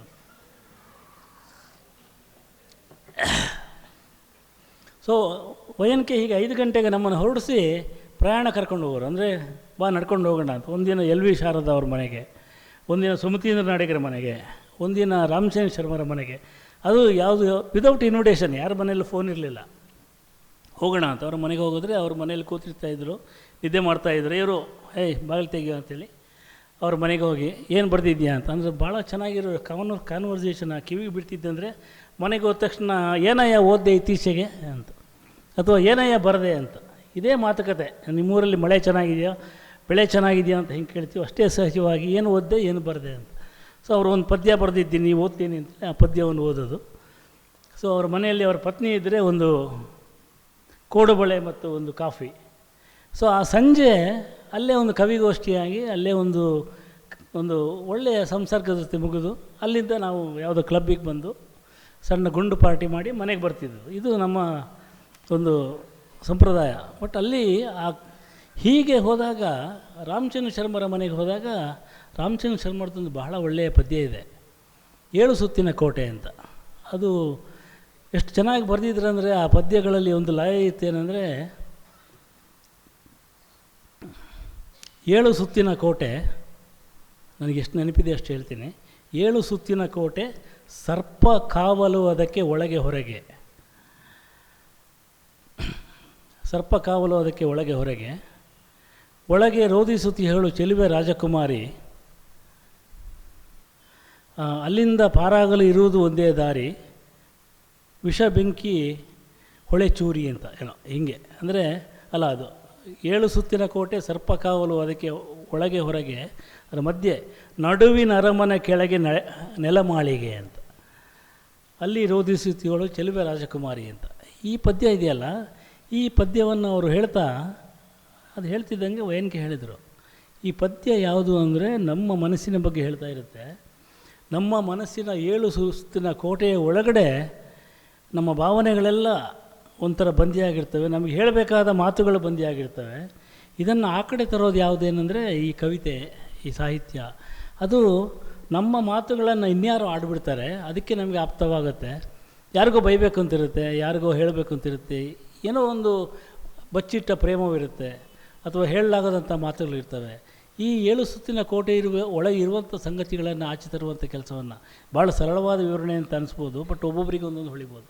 ಆ ಕ್ಷಣಕ್ಕೆ ಅವರಾದ್ರು ಹೇಳಿದ್ರಲ್ಲ, ಆಗ ಒಂದು ಮಾತುಕತೆ ಬಂದು ಶರ್ಮ ಹೇಳಿದರು, ಈ ಜಗತ್ತಿನಲ್ಲಿ ನೂರಾರು ಕವಿತೆಗಳನ್ನು ಬರೀತಾರೆ, ಸಾವಿರಾರು ಪದ್ಯಗಳನ್ನು ಬರೆದವರಿದ್ದಾರೆ, 10 ಪದ್ಯ ಅದರಲ್ಲಿ ಉಳ್ಕೊಂಡ್ರೆ ಮಾತ್ರ ಅವನು ಕವಿ. 10 ಪದ್ಯ ಉಳಿಬೇಕು ಅದರಲ್ಲಿ, 100 ಪದ್ಯಗಳಲ್ಲಿ, 1000 ಪದ್ಯಗಳಲ್ಲಿ. ಅಲ್ಲ, 10 ಪದ್ಯ ಉಳಿದ್ರೆ ಅವನು ಮಹಾಕವಿ ಅಂತ. 10 ಪದ್ಯ ಅಂದರೆ ಎಟರ್ನಿಟಿಯಲ್ಲಿ, ಕಾಲಾಂತರದಲ್ಲಿ ಉಳ್ಕೊಂಡ್ರೆ ಅವನು ಮಹಾಕವಿ.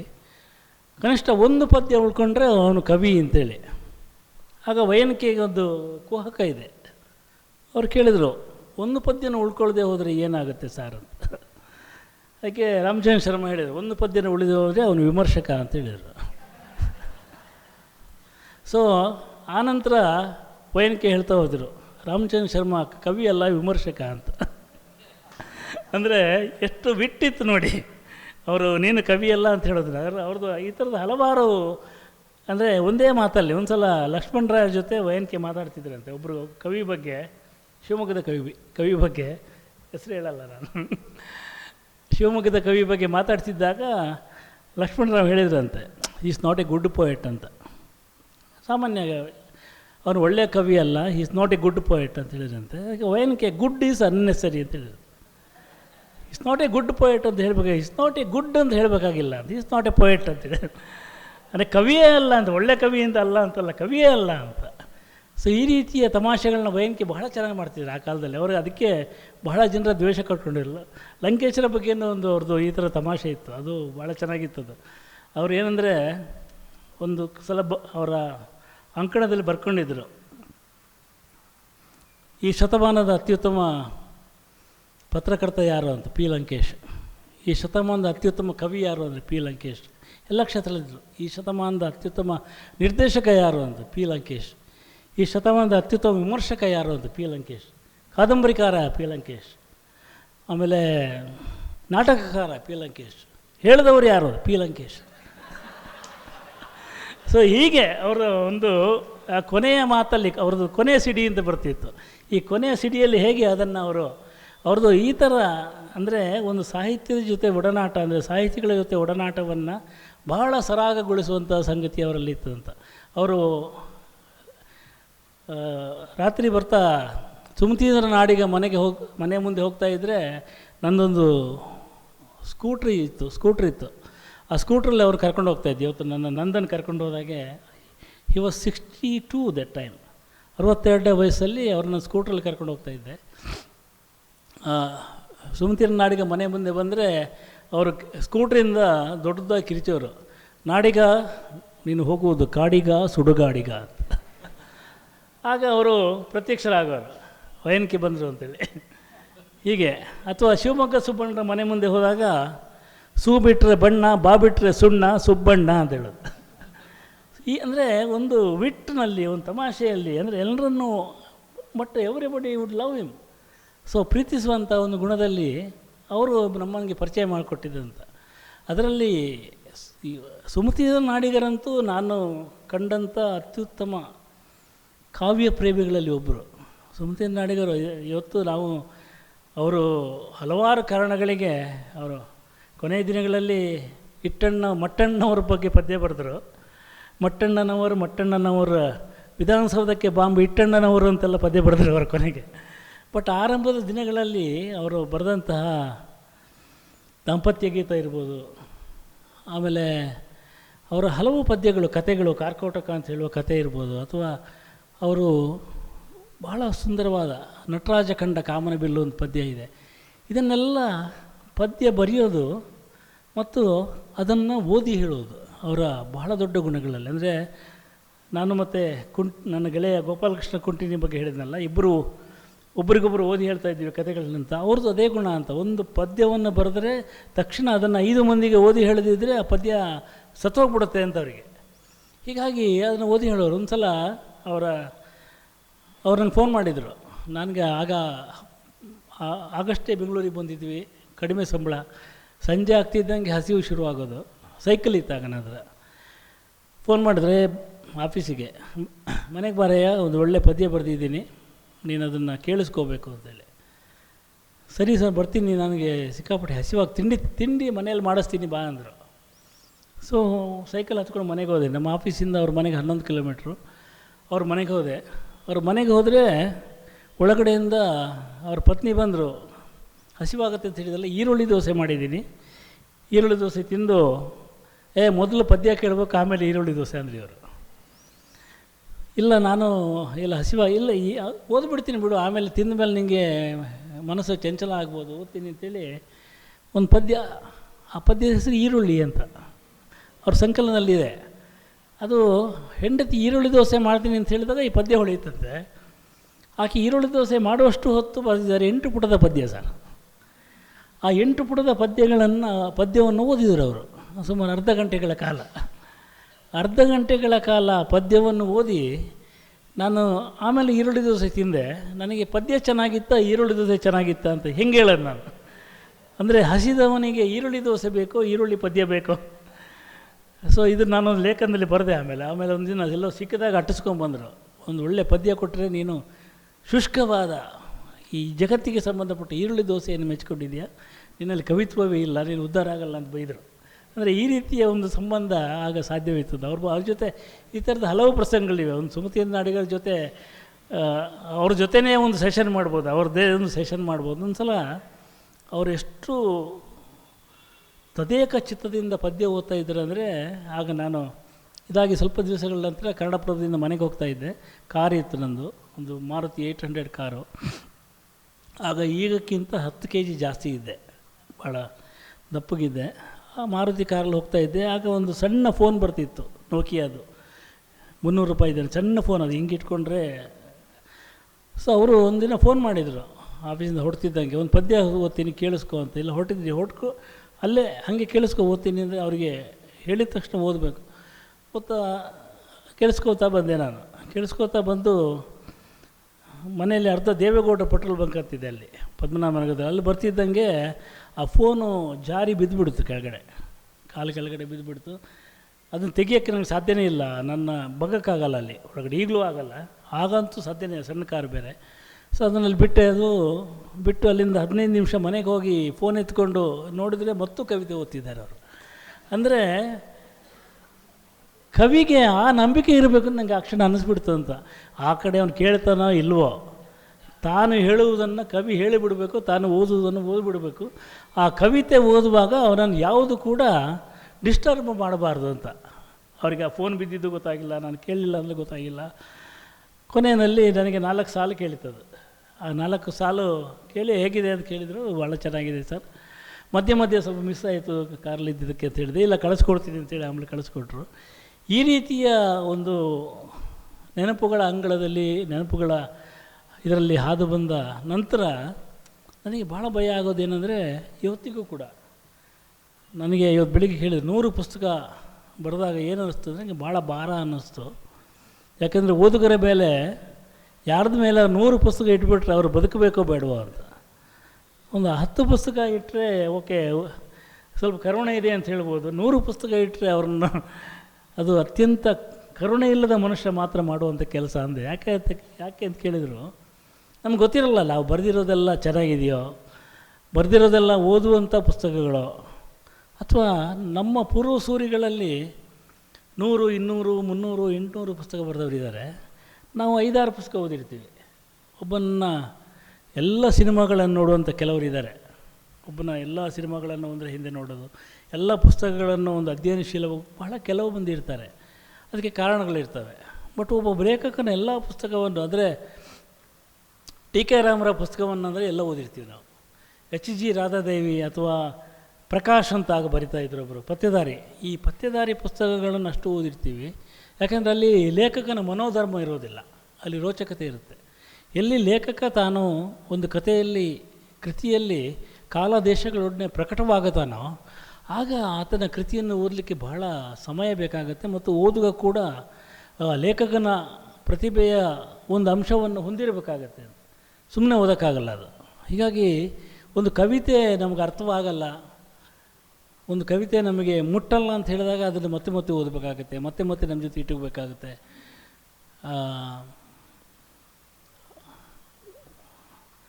ಇದು ಮಾತಿಗೊಂದು ಅರ್ಥ ಬೇಕೆ, ಅರ್ಥವಿದ್ದಷ್ಟೇ ಸಾಕೆ, ಮೋಡಗಳನ್ನು ನೋಡಿ ತಿಳಿ ಅರ್ಥ ವ್ಯರ್ಥವೆಂದು ಕಲಿ ಅಂತ ಹೇಗೆ ಕುವೆಂಪು ಹೇಳಿದ್ರ, ಆ ರೀತಿಯಲ್ಲಿ ಒಂದು ಪದ್ಯಕ್ಕೊಂದು ಅರ್ಥ ಬೇಕೋ ಬೇಡವೋ ಅಂತ ಹೇಳುವ ಜಿಜ್ಞಾಸೆಯಲ್ಲಿ ಆ ಅರ್ಥವನ್ನು ಬಿಟ್ಟು ಆ ಕವಿತೆಯನ್ನು ಅನುಭವವಾಗಿ ನಮ್ಮದಾಗಿಸ್ಕೊಳ್ಳುವ ಒಂದು ಶಕ್ತಿಯನ್ನು ಓದುಗ ಹೊಂದಿಲ್ಲದೆ ಹೋದರೆ ಅದು ಭಾಳ ಶುಷ್ಕವಾಗಿರುತ್ತೆ ಬದುಕು. ಈ ರೀತಿಯ ಓದುಗ ಮತ್ತು ಬರಹಗಾರನ ಸಂಬಂಧದಲ್ಲಿ ನಾವು ಬರೆದಿದ್ದು ಸರಿ ಇದೆಯೋ, ಬರಿಬೇಕೋ ಬೇಡವೋ, ಮಾರಾಟ ಆಗುತ್ತೆ ಅಂತ ಬರೀಬೇಕೋ, ಅಥವಾ ಯಾರೋ ಅದರಿಂದ ಏನೋ ಪಡ್ಕೋತಾರೆ ಅಂತ ಬರೀಬೇಕೋ, ಅಥವಾ ನಾನೇನೋ ಪಡ್ಕೊಳ್ತಾ ಇದ್ದೀನಿ ಬರೀಬೇಕೋ, ಸಂಖ್ಯೆ ಹೆಚ್ಚಿಸ್ಲಿಕ್ಕೆ ಬರೀಬೇಕೋ, ಹೀಗೆ ಹಲವು ಪ್ರಶ್ನೆಗಳು ಕಾಡ್ತಾ ಇರ್ತವೆ. ಅದು ಓದುಗರಿಗೆ ಕಾಡ್ತಾ ಇರ್ತದೆ. ಯಾಕೆ ಬರೀತದೆ ನೀವು ಹುಚ್ಚಂತಾರೆ, ಇವನು 2 ಪುಸ್ತಕ ಬರೆದ್ರೆ ಸಾಕಲ್ಲ, 100 ಪುಸ್ತಕ ಯಾಕೆ ಬರೀಬೇಕು ಅಂತ ಯಾರು ಹೇಳ್ಬೋದು ನಮಗೆ. ಸೊ ಹೇಳಿದಾಗ ಅದನ್ನು ವಿರೋಧಿಸುವಂಥ ಹಕ್ಕು ನಮಗಿರಲ್ಲ. ಯಾಕಂದರೆ ಅವನು ಓದುಗನು ಅತ್ಯಂತ ಸರ್ವಸ್ವತಂತ್ರನಾಗಿರ್ತಾನೆ. ಈ ರೀತಿಯ ಒಂದು ಜಗತ್ತಲ್ಲಿ ನೀವು ಯಾರಾದರೂ 100 ಪುಸ್ತಕ ಬರೆದ ಅಂತ ಹೇಳಿದರೆ, ಅಯ್ಯೋ ಇದು 100 ಕೊಲೆ ಮಾಡಿದೆ ಅಂತ ಹೇಳ್ದಂಗೆ ಭಯ ಆಗುತ್ತೆ. ಅದು ಎಲ್ಲಿ ಯಾವಾಗ ಬಂಧಿಸ್ತಾರೋ ಅಂತೇಳಿ ಸಂಸಾರಿಗಿದ್ದಂಥ ಒಂದು ಭಯ ಇದೆಯಲ್ಲ, ಆ ಥರ ಭಯ ಕಾಡೋಕ್ಕೆ ಶುರುವಾಗುತ್ತೆ. ಹಾಗಾಗಿ ನಾನು ಅದನ್ನು ಭಾಳ ತಪ್ಪಿಸ್ತೀನಿ. ಯಾರು ಸಭೆಯಲ್ಲಿ ಇದನ್ನು ಓದ್ತಾರೆ, ಭಿನ್ನವತ್ತೇಳಿ ಓದುವಾಗ 100 ಪುಸ್ತಕ ಅಂತೆಲ್ಲ ಹೇಳಿಬಿಡಿ, ಸುಮ್ಮನೆ ಹೇಳಿಬಿಡಿ, ಹಲವು ಕೃತಿಗಳನ್ನ ಬರೆದಿದ್ದಾರೆ ಅಂತ ಹೇಳಿಬಿಡಿ ಸಾಕು ಅಂತ ಹೇಳ್ಬಿಡ್ತೇನೆ. ಸೊ ಈ ರೀತಿ ಹೆದರಿಸುವವರ ಮಧ್ಯೆ ನನ್ನನ್ನು ಈ ರೀತಿಯ ಒಡನಾಟದಲ್ಲಿ ನನ್ನನ್ನು ಮತ್ತೆ ಪಡ್ಕೊಳ್ಳಿಕ್ಕೆ ನನಗೆ ಇಷ್ಟ. ಯಾಕಂದರೆ ಇಂಥ ಪ್ರತಿಭಾವಂತರು ನಮ್ಮ ಮುಂದೆ ಇದ್ದರು, ಇಂಥ ಶಕ್ತಿಶಾಲಿಗಳು ನಮ್ಮ ಮುಂದೆ ಇದ್ದರು, ಇಂಥ ಒಂದು ಘನವಾದ ಜಗತ್ತು ನಮ್ಮ ಮುಂದೆ ಇತ್ತು. ಬರಿಬೇಕೋ ಬೇಡವೋ ಅಂತ ಒಂದು ಅನುಮಾನದಲ್ಲಿದ್ದ ಎಲಿಯಟ್ ಇದ್ದ, ಅವನಿಗೆ ತನ್ನ ಪ್ರತಿಭೆಯೇ ದೊಡ್ಡ ಸವಾಲಾಗಿಬಿಟ್ಟಿತ್ತು ಅಂತ. ಅಂದರೆ ನಾನು ಬರಲಿಕ್ಕೆ ಹೊರಟಾಗ ನಾನು ನನ್ನ ಓರಗೆಯ ವ್ಯಕ್ತಿಗಳಿಗಿಂತ ಬಹಳ ಅದ್ಭುತವಾದನ್ನು ಬರೀಬೇಕು ಅಂತೇಳಿ ಒಂದು ಆಸೆ ಇರ್ತಿತ್ತು. ಆ ಆಸೆಯಲ್ಲಿ ಅವನು ಏನನ್ನು ಬರೀಲೇ ಇಲ್ಲ ಭಾಳ ವರ್ಷ ಅಂತ, ಅಂದರೆ ಬರಲಿಕ್ಕೆ ಆಗುತ್ತೋ ಇಲ್ವೋ ಅಂತ. ಈ ರೀತಿಯ ಜಗತ್ತು, ಈ ಎಲ್ಲ ಜಗತ್ತನ್ನು ಮುಂದಿಟ್ಟುಕೊಂಡು ಒಬ್ಬ ಲೇಖಕ ತಾನು ಕೈಗೊಳ್ಳುವ ಪ್ರಯಾಣದಲ್ಲಿ ಎಲ್ಲಿಗೆ ತಲುಪ್ತಾನೆ, ಏನನ್ನು ಹುಡುಕಾಟದಲ್ಲಿರ್ತಾನೆ, ಏನನ್ನು ಪಡೀತಾನೆ, ಇವೆಲ್ಲ ಅವರವರಿಗೆ ಆಯಾ ಲೇಖಕರಿಗೆ ಬಿಟ್ಟಂಥ ವಿಚಾರ ಅಲ್ವೇ ಅಲ್ಲ. ಅದು ಓದುಗ ಮತ್ತು ಲೇಖಕ ಸಮನಾಗಿ ಕೂತ್ಕೊಂಡು ಒಬ್ಬ ಓದುಗನಿಗೆ ಒಬ್ಬ ಲೇಖಕನ ಬಗ್ಗೆ ಏಕವಚನದಲ್ಲಿ ಮಾತಾಡುವ ಹಕ್ಕಿರುತ್ತೆ, ಅವನ ಕೃತಿಯನ್ನು ಟೀಕಿಸುವಂಥ ಹಕ್ಕಿರುತ್ತೆ, ಇವನು ಬರೆದಿರೋದು ಚೆನ್ನಾಗಿಲ್ಲ ಅಂತ ಎಸೆಯುವಂಥ ಹಕ್ಕಿರುತ್ತೆ. ಈ ರೀತಿಯ ಹಕ್ಕುಗಳನ್ನು ಇಟ್ಟುಕೊಂಡ ಓದುಗನ ಮಧ್ಯೆ ನಾವೇನನ್ನೋ ಬರೆಯೋದಕ್ಕೆ, ಏನನ್ನೋ ಸೃಷ್ಟಿಸೋದಕ್ಕೆ, ಯಾವುದೋ ಒಂದು ಕಾವ್ಯದ ಮೂಲಕ ಹೇಳೋದಕ್ಕೆ ಪ್ರಯತ್ನ ಪಡ್ತಾ ಇರ್ತೀವಲ್ಲ, ಆ ಪ್ರಯತ್ನದ ಫಲವೇ ಈ ನಿರಂತರವಾದ ನೆನಪುಗಳ ಒಂದು ಸರಮಾಲೆ. ಈ ನೆನಪುಗಳ ಓಣಿಯಲ್ಲಿ ಇಷ್ಟು ಹೊತ್ತು ನನಗೆ 40 ನಿಮಿಷ ಕೊಟ್ಟಿದ್ದರು, 48 ನಿಮಿಷ ಆಗಿದೆ. ಮಾತಾಡಲಿಕ್ಕೆ ಅವಕಾಶ ಮಾಡಿಕೊಟ್ಟಿದ್ದೀರಿ. ನಿಮ್ಮನ್ನು ಬೋರು ಹೊಡೆಸಿದರೆ ಕ್ಷಮಿಸಿ. ನಾನು ಇನ್ನೊಂದಷ್ಟು ಹಲವು ನೆನಪುಗಳಿವೆ, ಬಟ್ ಇವತ್ತು ಸಾಕು. ಇನ್ನೊಂದು ಸಲ ಬರ್ತೀನಿ, ಇನ್ನೊಂದು ಸಲ ಮಾತಾಡೋಣ. ನಮಸ್ಕಾರ.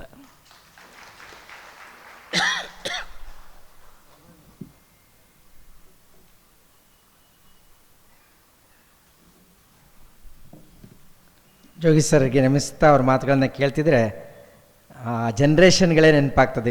ಹಿಂದೆಲ್ಲ 25 ವರ್ಷಕ್ಕೆ ಒಂದು ಸಾರಿ ಜನ್ರೇಷನ್ ಅಂತಿದೆ, ಈಗೆಲ್ಲ 15-18 ವರ್ಷಕ್ಕೆ ಇಳಿದುಬಿಟ್ಟಿದೆ. XYZ ಈಗಿನ ಗೀಗಾ ಜನ್ರೇಷನ್ ಅಂತ ಕರಿತೇವೆ. ಆ ಜನ್ರೇಷನಿನ ಅವರ ನೆನಪಿನ ಅಂಗಳದ ವ್ಯಾಪ್ತಿಯನ್ನು ಗಮನಿಸಿದ್ವಿ. ಈಗ ಅವರೊಂದಿಗೆ ಸಂವಾದ ಕಾರ್ಯಕ್ರಮ ಇರ್ತದೆ. ದಯಮಾಡಿ ಅವರೊಂದಿಗೆ ನಮ್ಮ ಸಾಹಿತ್ಯಾಸಕ್ತರು ಸಂವಾದದಲ್ಲಿ ಪ್ರಶ್ನೆಗಳನ್ನು ಕೇಳಬೇಕಾಗಿ ವಿನಂತಿಸ್ಕೊಳ್ತಿದ್ದೇನೆ. ನಮಸ್ಕಾರ ಸರ್. ನೆನಪಿನ ಅಂಗಳದಲ್ಲಿ ಕಥೆ ಕವಿತೆಯ ಜನ ತುಂಬ ರೋಚಕವಾಗಿ ಮತ್ತು ತುಂಬ ಮನಮುಟ್ಟುವಾಗಿ ಮಾತಾಡಿದ್ರಿ. ಎಲ್ಲೋ ಓದಿದ ನೆನಪು, ನೀವು 4 ಜನ ಸ್ನೇಹಿತರಿದ್ರಿ, 4 ಜನ ಪತ್ರಿಕೆಗಳಲ್ಲಿ ಕೆಲಸ ಮಾಡ್ತಾ ಇದ್ರಿ, ಆಮೇಲೆ ಕೆಲವರು ಬೇರೆ ಬೇರೆ ಆದರು ಅಂತೇಳಿ. ಆ ಬಗ್ಗೆ ಏನಾದರೂ ಹೇಳಬಹುದಾ ಅಂತೇಳಿ. 4 ಜನ ಸ್ನೇಹಿತರು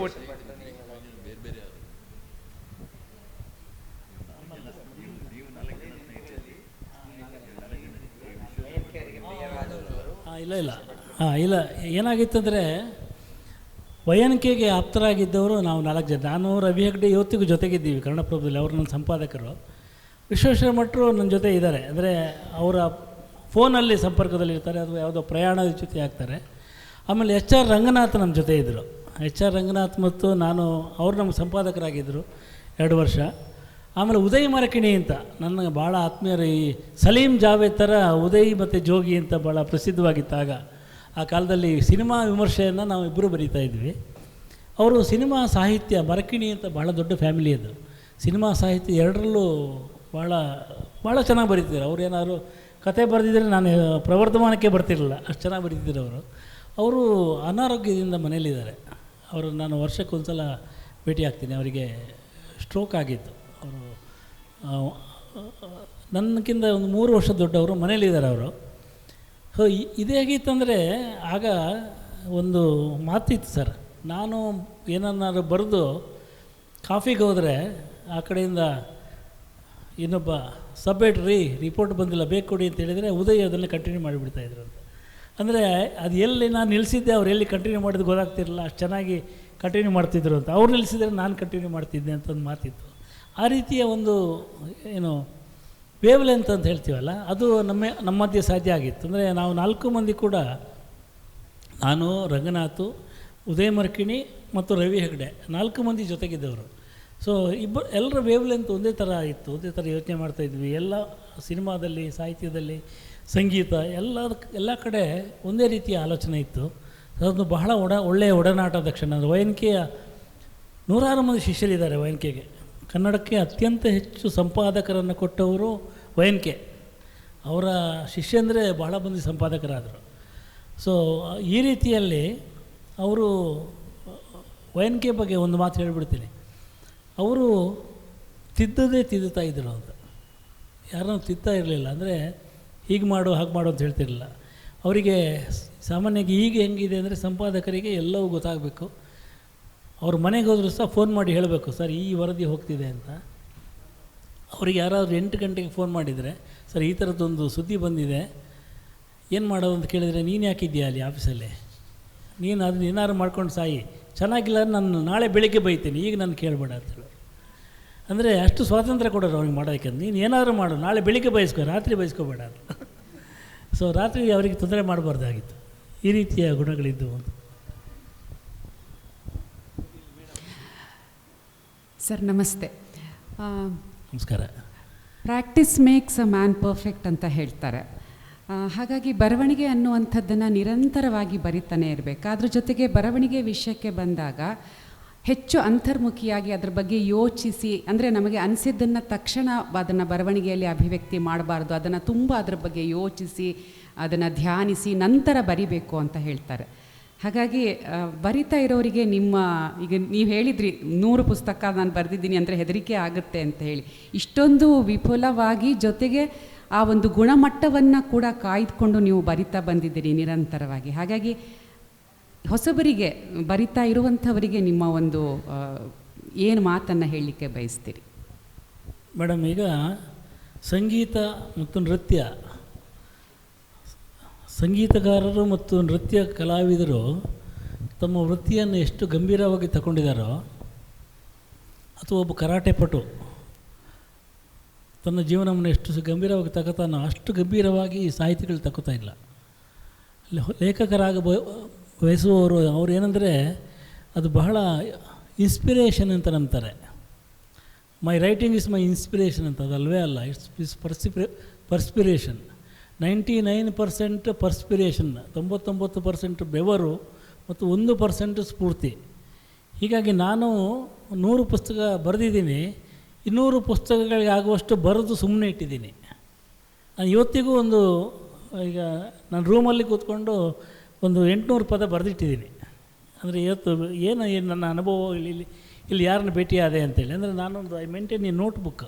ಈ ನೋಟ್ಬುಕ್ಕಲ್ಲಿ ಒಂದು ನೋಟ್ಬುಕ್ ಬರಿತೀನಿ ಒಂದು ದಿನಕ್ಕೆ. ಅಂದರೆ ಏನಾಗೈತೆ ಅಂದರೆ, ಲಂಕೇಶ್ ನನಗೆ ಸ್ಫೂರ್ತಿ. ಲಂಕೇಶ್ ಪತ್ರಿಕೆಯ ಎಲ್ಲ ಅಂಕಣಗಳನ್ನು ಅವ್ರು ಬರಿತಾಯಿದ್ರು, ಟೀಕೆ ಟಿಪ್ಪಣಿ ಬರಿತಾಯಿದ್ರು, ಆಮೇಲೆ ಮರೆಯುವ ಮುನ್ನ ಅಂತ ಬರಿತಾಯಿದ್ರು, ಪುಸ್ತಕ ವಿಮರ್ಶೆ ಬರಿತಾಯಿದ್ರು. ಅಲ್ಲಿ ಒಂದು ಪ್ರಶ್ನೋತ್ತರಗಳ ಅಂಕಣ ಇತ್ತು, ತುಂಟಾಟ ಬರಿತಾಯಿದ್ರು, ಪ್ರಶ್ನೋತ್ತರ ಅಂಕಣ ನೀಲು ಬರಿತಾಯಿದ್ರು. ಆಮೇಲೆ ಕೇಳಿ ಅಂತಲೇನೋ ಗೊತ್ತಿಲ್ಲ, ಅದರ ಹೆಸರು ಜ್ಞಾಪಕ ಬರ್ತದೆ, ಪ್ರಶ್ನೋತ್ತರಗಳ ಅಂಕಣ ಇತ್ತು, ಅದು ಬರಿತಾಯಿದ್ರು. ಆಮೇಲೆ ಬಹಳ ಇಷ್ಟ ಆದರೆ ಯಾವುದೋ ಒಂದು ವಿದೇಶಿ ಲೇಖಕನ ಬಗ್ಗೆ ಒಂದು ಟಿಪ್ಪಣಿ ಬರಿತಾಯಿದ್ರು. ಹೀಗೆ ಅವರು ಒಂದು ದಿನ ಕೂತ್ಕೊಂಡು ಅರ್ಧ ಸಂಚಿಕೆಯನ್ನು ಬರೆದು ಬಿಡ್ತಾಯಿದ್ರು. ಆಮೇಲೆ ಅವರು ಈ ಮರೆಯುವ ಮುನ್ನ ಅಂತ ಬರಿತಿದ್ರಲ್ಲ, ಅದು ಇವತ್ತು ನೋಡಿದ್ರೆ ಇಟ್ಸ್ ದ ಬೆಸ್ಟ್ ವರ್ಕ್. ಅದು ಟೀಕೆ ಟಿಪ್ಪಣಿಗಿಂತ ಚೆನ್ನಾಗಿದೆ ಅದು. ಅಂದರೆ ಸಣ್ಣ ಸಣ್ಣ ಘಟನೆಗಳು. ನಾನು ಈ ಕಥೆಯನ್ನು ಮನಸ್ಸಲ್ಲೇ ಇಟ್ಟುಕೊಂಡು ಮಾಗಿಸಿ 10 ವರ್ಷಗಳಿಂದ ಇದೆಲ್ಲ ಒಂದು ಬೊಗಳೆ. ಇದು ನೀವು ಅನಿಸಿದಾಗ ಬರೆದು ಬಿಡಬೇಕು ಅದನ್ನು. ಆಮೇಲೆ ಬೇಕಾದ್ರೆ ಇನ್ನೊಂದು ಸಲ ಬರೀರಿ, ಮತ್ತು ಬರೀರಿ. ಅಂದರೆ ಲೇಖಕನಿಗೆ ನನಗೆ ಮೊದಲು ಹೇಳಿದಲ್ಲ, ಸೋಮಾರಿತನ ಭಾಳ ದೊಡ್ಡ ಶತ್ರು ಅಂತ. ಅದನ್ನು ನನಗೆ ಅಭ್ಯಾಸ ಆಗಿದ್ದು ಹೆಂಗಂದರೆ, ನಾನು TV ಸೀರಿಯಲ್ಗಳಿಗೆ ಸಂಭಾಷಣೆ ಬರೀತಾಯಿದ್ದೆ. ದಿನಕ್ಕೆ 40 ಪುಟ ಬರೀತಾ ಇದ್ದಾಗ 40 ಪುಟ ಬರೀಲೇಬೇಕಾಗಿತ್ತು. ಆನಂತರ ನಮ್ಮ ಊರಲ್ಲಿದ್ದಾಗ ಈ ನೋಟ್ಬುಕ್, ನನ್ನ ಹತ್ರ ಒಂದು 50 ನೋಟ್ಬುಕ್ ಇದೆ. ಆ ನೋಟ್ಬುಕ್ ದಿನ ಸ್ಕೂಲಿಂದ ಮನೆಗೆ ಹೋದ ನಂತರ ಆ ನೋಟ್ಬುಕ್ಕಲ್ಲಿ ಆವತ್ತಿನ ಎಂಡ್ ಆಫ್ ದ ಡೇ ಅಂತ ಅದಕ್ಕೆ ಹೆಸರಿಟ್ಟಿದೆ. At the end of the day ಅಂತ, ದಿನದ ಕೊನೆಗೆ ಅಂತ. ಸೊ ಅಲ್ಲಿ ಆವತ್ತಿನ ಅನುಭವಗಳನ್ನು ಕೆಲವು ದಿನ ಕನ್ನಡದಲ್ಲಿ, ಕೆಲವು ದಿನ ಇಂಗ್ಲೀಷಲ್ಲಿ ಅಲ್ಲಿ ಬರೆದಿಡ್ತಾ ಇದ್ವಿ. ಅಂದರೆ ಇಂಗ್ಲೀಷ್ ಬುಕ್ ಓದಿದ್ರೆ ಇಂಗ್ಲೀಷಲ್ಲಿ ಬರೀತಾ ಇದ್ವಿ. ಅಂದರೆ ಲೇಖಕನಿಗೆ ಬಹಳ ಮುಖ್ಯ ಏನಂದರೆ ಅಭ್ಯಾಸ ಬೇಕು ಅಂತ, ರಿಯಾಜ್ ಅಂತ ಹೇಳ್ತೀವಲ್ಲ, ರಿಯಾಜ್ ಇಲ್ದಿದ್ರೆ ಆಗಲ್ಲ. ಸೊ ಯಾವುದೇ ಕ್ಷಣ ನಾವು ಪದಗಳಿಗೆ ತಡಕಾಡುವಂತೆ ಆಗಬಾರ್ದು ಅಂತ. ಒಂದು ಅನುಭವವನ್ನು ಹೇಳಲಿಕ್ಕೆ ತಕ್ಕ ಪದ ಆ ಕ್ಷಣ ಸಿಕ್ಕದೇ ಹೋದಾಗ ಬಹಳ ಒದ್ದಾಟ ಆಗಬಾರ್ದು. ಆ ಕಾರಣಕ್ಕೆ ಅವನಿಗೆ ಅಂದರೆ ಸರಿಯಾದ ಅನುಭವ ಸಿಗದೆ ಹೋಗ್ಬೋದು, ಸರಿಯಾದ ದೃಷ್ಟಿಕೋನ ಸಿಗದೆ ಹೋಗ್ಬೋದು. ಅದೆಲ್ಲ ಪ್ರತಿಭೆಗೆ ಬಿಟ್ಟ ವಿಚಾರ. ಈ ಕಸಬುದಾರಿಕೆ ವಿಚಾರದಲ್ಲಿ ನಾವು ಅಂದರೆ ಒಂದು ಮೆಕ್ಯಾನಿಕ್ ಶಾಪ್ ಇಟ್ಕೊಂಡು ಸರಿಯಾದ ಟೂಲ್ಸ್ ಇಟ್ಕೊಳ್ಳದೆ ಇರೋದು ಎಷ್ಟು ಮೂರ್ಖತನವೋ, ಹಾಗೊಬ್ಬ ಲೇಖಕನಾಗಿ ತನಗೆ ಬೇಕಾದಷ್ಟು ಪದಭಂಡಾರ ಇಟ್ಕೊಳ್ಳೋದಿರೋದು ಅಷ್ಟೇ ಮೂರ್ಖತನ. ಅಂಥ ಮೂರ್ಖ ಲೇಖಕ ಆಗಬಾರ್ದು ಅಂತ ಹೇಳೋ ಕಾರಣಕ್ಕೆ ದಿನ ಬರಿತಾ ಇರಬೇಕು ಅಂತ. ಅಂದರೆ you should get words for the every action, everything. ನನಗೆ ನೀವು ಇಂಗ್ಲೀಷ್ ಲೇಖಕರನ್ನು ಓದಿದರೆ ಕೆಲವು ಯಾವ ವಸ್ತುವಿಗೆ ಪದ ಇಲ್ಲ ಅಂತೇಳಿ ನಾವು ಅನ್ಕೋತೀವಿ, ಅದಕ್ಕೆ ಒಂದು ಪದ ಇದೆ ಅಂತ ಅವನು ಹುಡುಕಿ ಬರೀತಾನೆ. ಅದನ್ನು ನಾವು ಡಿಕ್ಷನರಿ ನೋಡಿದಾಗ, ಇದಕ್ಕೆ ಈ ಥರ ಪದ ಇದೆಯೋ ಆ ಥರ ಅಚ್ಚರಿಗೊಳಿಸೋದು ಬರೀತಾರೆ. ಸೊ ಅದು ಭಾಳ ಇಂಪಾರ್ಟೆಂಟು, ಅದಕ್ಕೋಸ್ಕರ ಬರೀತೀನಿ ನಾನು. ನಮಸ್ಕಾರ, ನನ್ನ ಹೆಸರು ಪ್ರಸಾದ್ ಅಂತ. ನಮಸ್ಕಾರ ಸರ್. ತಾವು ಮಾತಾಡ್ಬೇಕಾರ ಈಗ ಮಹಾಭಾರತದವನ್ನು ಏನೋ ಬರವಣಿಗೆ ಮಾಡ್ತಾ ಇದ್ದೀನಿ ಅಂತ ತಾವು ಹೇಳಿದ್ರಿ. ವ್ಯಾಸರ ಒಂದು ವಾಕ್ಯ ಹಾಕಿದ್ದೀನಿ ಅಂತಲೂ ಸರ್ ಕಾದಂಬರಿ ಅದು ಬಂದಿದೆ, ಹಸ್ತಿನಾವತಿ ಅಂತ. ಹೌದು, ಖಂಡಿತ ಓದ್ತೀನಿ. ತಾವು ಭಾರತ ಸಾವಿತ್ರಿಯನ್ನು ಹೇಳ್ತಾ ಇದ್ರಿ. ಊರ್ಧ್ವಬಾಹುರ್ ವಿರೋಮ್ಯೇಶಃ ನಚ ಕಶ್ಚಿತ್ ಶೃಣೋತಿ ಮೇ ಧರ್ಮಾದರ್ಥಶ್ಚ ಕಾಮಶ್ಚ ಅಂತ.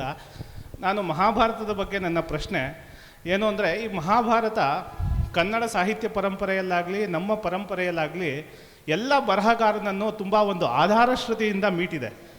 ಹಳಗನ್ನಡದಲ್ಲಿ ಪಂಪ, ನಡುಗನ್ನಡದಲ್ಲಿ ನಾರಾಯಣಪ್ಪ, ಮತ್ತು ಹೊಸಗನ್ನಡದಲ್ಲಿ ಭೈರಪ್ಪ. ಒಬ್ಬ ಲೇಖಕನಾಗಿ ನೀವು ಪ್ರಾಚೀನರನ್ನು, ಅರ್ವಾಚೀನರನ್ನು, ಎಲ್ಲ ಬರಹಗಾರರನ್ನು ಒಂದು ಮಟ್ಟದಲ್ಲಿ ಹಿಡಿದಿಟ್ಕೊಳ್ಳುವಂತಹ 5,000 ವರ್ಷಗಳು ಅಂತ ನಮ್ಮಲ್ಲಿ ಒಂದು ಉಲ್ಲೇಖ ಇದೆ. 5,000 ವರ್ಷಗಳ ಹಿಂದಿನ ಕಥೆಯಾದರೂ ಈ ಮಹಾಭಾರತದ ಯಾವ ಅಂಶ ಲೇಖಕರಾಗಿ ನಿಮಗೆ ತುಂಬ ಹಿಡಿಸತ್ತೆ? ಯಾಕೆಂದರೆ ಪ್ರತಿಯೊಬ್ಬ ಲೇಖಕನನ್ನು ಕಲಕಿದಂತಹ ವಿಷಯ ಈ ಮಹಾಭಾರತ. ವ್ಯಾಸ ಸೃಷ್ಟಿ ಅಂತ ಹೇಳ್ತಾರೆ. ಹಿಂದಿನವರೆಲ್ಲ ಅವರಿಗೆ ಪದ್ಯಗಳನ್ನೇ ಬರೆದಿದ್ದಾರೆ. ಅಬಾಹುರ ಅಪರೋಹರಿಹಿ ಅಂತೆಲ್ಲ ಪದ್ಯಗಳನ್ನೇ ಬರೆದಿದ್ದಾರೆ. ಹಾಗಾಗಿ ಅಚತುರ್ವದನೋ ಬ್ರಹ್ಮ ಅಂತ. ನಿಮಗೆ ಲೇಖಕರಾಗಿ ಯಾವ ವಿಷಯ ತುಂಬ ಕಲಕಿದೆ ಮಹಾಭಾರತದಲ್ಲಿ? ನನಗೆ ಮಹಾಭಾರತ ಇಷ್ಟವಾಗದ್ದಕ್ಕೆ ಮುಖ್ಯವಾದ ಕಾರಣ ಏನಂದರೆ ಆ ಮಹಾಭಾರತಕ್ಕಿರುವಂಥ ಮುಕ್ತತೆ. ಅದು ವ್ಯಾಸರು ಬರೆದಂತಹ ಮಹಾಭಾರತ ಇದೆಯಲ್ಲ, ಮೂಲ ಭಾರತ ಜಯ ಅಂತ ಹೇಳುವ ಕಾವ್ಯ ಇದೆಯಲ್ಲ, ಈ ಜಯ ಅಂತ ಹೇಳುವ ಕಾವ್ಯವನ್ನು ಸೂತ ಪುರಾಣಿಕರು ಬೇರೆ ಬೇರೆ ಕಡೆಗೆ ಹೋಗಿ ಅದನ್ನು ಹಾಡ್ತಾ, ಅದನ್ನು ಅಲ್ಲಿ ಹೇಳ್ತಾ, ಕಥೆಯನ್ನು ಹೇಳ್ತಾ, ಆ ಕತೆ ಹೇಳುವ ಪ್ರಸಂಗದಲ್ಲಿ ಸಿಕ್ಕಂಥ ಕಥೆಗಳನ್ನು ತನ್ನದಾಗಿ ಮಾಡಿಕೊಂಡು ಹೇಗೆ ಅದು ಉಪಕಥೆಗಳ ಮೂಲಕ ಬೆಳೀತಾ ಹೋಯ್ತಲ್ಲ. ಮಹಾಭಾರತದಲ್ಲಿ ಅದು ಕಥಾ ಸಾಗರ. ಅದು ಅಂದರೆ ನಿಲ್ಲಲ್ಲ. ಅದು ಇವತ್ತು ಈ ಊರಲ್ಲಿ ಒಂದು ಕತೆ ನಡೆದರೆ ಅದು ಮಹಾಭಾರತದಲ್ಲಿ ಸೇರ್ಕೊಂಡು ಹೋಗ್ಬೋದು ಅಂತ. ನಾನು ಬೆಳಿಗ್ಗೆ ಹೇಳ್ತಾ ಇದ್ದೆ, ಜನಪದದಲ್ಲಿ ಕೊಂತಿಯಮ್ಮ ಅಂತ ಒಂದು ಪದ್ಯ ಇದೆ, ಕೊಂತಿಯಮ್ಮನ ರಗಳೆ ಅಂತ. ಕೊಂತಿ ಅಂತ, ಕೊಂತಿ ಅಂದರೆ ಕುಂತಿ. ಅದನ್ನು ಬರೆದಂಥ ಮಹಾಭಾರತದ ಅಜ್ಞಾತ ಕವಿ ಆ ಮಹಾಭಾರತವನ್ನು ತನ್ನ ಊರಿಗೆ ತಂದುಬಿಟ್ಟು ಆ ಊರಲ್ಲಿ ಕೊಂತಿಯಮ್ಮ ಅಂತ ಒಂದು ಹೆಣ್ಮಗಳನ್ನು ಸೃಷ್ಟಿ ಮಾಡಿ ಅವಳಿಗೆ 5 ಮಕ್ಕಳನ್ನು ಕೊಟ್ಟು ಅವಳು ಆ ಮಕ್ಕಳನ್ನು ಬೆಳೆಸಲಿಕ್ಕೆ ಭಿಕ್ಷೆ ಬೇಡಿಕೊಂಡು ಊರು ಹೋಗಿ ಆ ಮಕ್ಕಳನ್ನು ಹೇಗೆ ಸಾಕಿದಳು, ಆ ಮಕ್ಕಳಿಗೆ ಹೇಗೆ ಮದುವೆ ಮಾಡಿದಳು ಅಂತ ಹೇಳುವ ಮಹಾಭಾರತದ ಕಥೆಯನ್ನು ಆ ಊರಿಗೆ ತಂದುಬಿಡ್ತಾಳೆ ಆಕೆ. ಹೀಗಾಗಿ ಮಹಾಭಾರತ ಆಯಾ ಕ್ಷಣದ ಪ್ರತಿ ಕ್ಷಣದಲ್ಲಿ ಹುಟ್ಟಬಹುದು, ಮರುಹುಟ್ಟು ಪಡಿಬೋದು ಅಂತ. ಈ ಮರುಹುಟ್ಟು ಪಡೆಯುವ ಗುಣ ಇದೆಯಲ್ಲ, ಯಾವ ಕಾವ್ಯಕ್ಕಿದೆಯೋ ಅದಕ್ಕೆ ಸಾವೇ ಇಲ್ಲ. ಅದು ಕುಮಾರವ್ಯಾಸನಲ್ಲಿ ಮರುಹುಟ್ಟು ಪಡೆಯಿತು, ಪಂಪನಲ್ಲಿ ಪಡೆಯಿತು, ರನ್ನನಲ್ಲಿ ಪಡೆಯಿತು, ರಗಳಗಳಲ್ಲಿ ಪಡೆಯಿತು, ಈಗಿನ ಹೊಸ ಲೇಖಕರಲ್ಲಿ ಪರ್ವದಲ್ಲಿ ಪಡೆಯಿತು.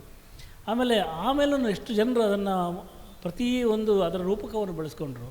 ನಮಗೆ ದ್ರೌಪದಿ ಒಂದು ಇವತ್ತಿನ ಆಧುನಿಕ ಮಹಿಳೆಯಾಗಿ ಕಾಣಿಸ್ತಾಳೆ, ಕುಂತಿ ಇವತ್ತಿನ ತಾಯಿಯಾಗಿ ಕಾಣಿಸ್ತಾಳೆ.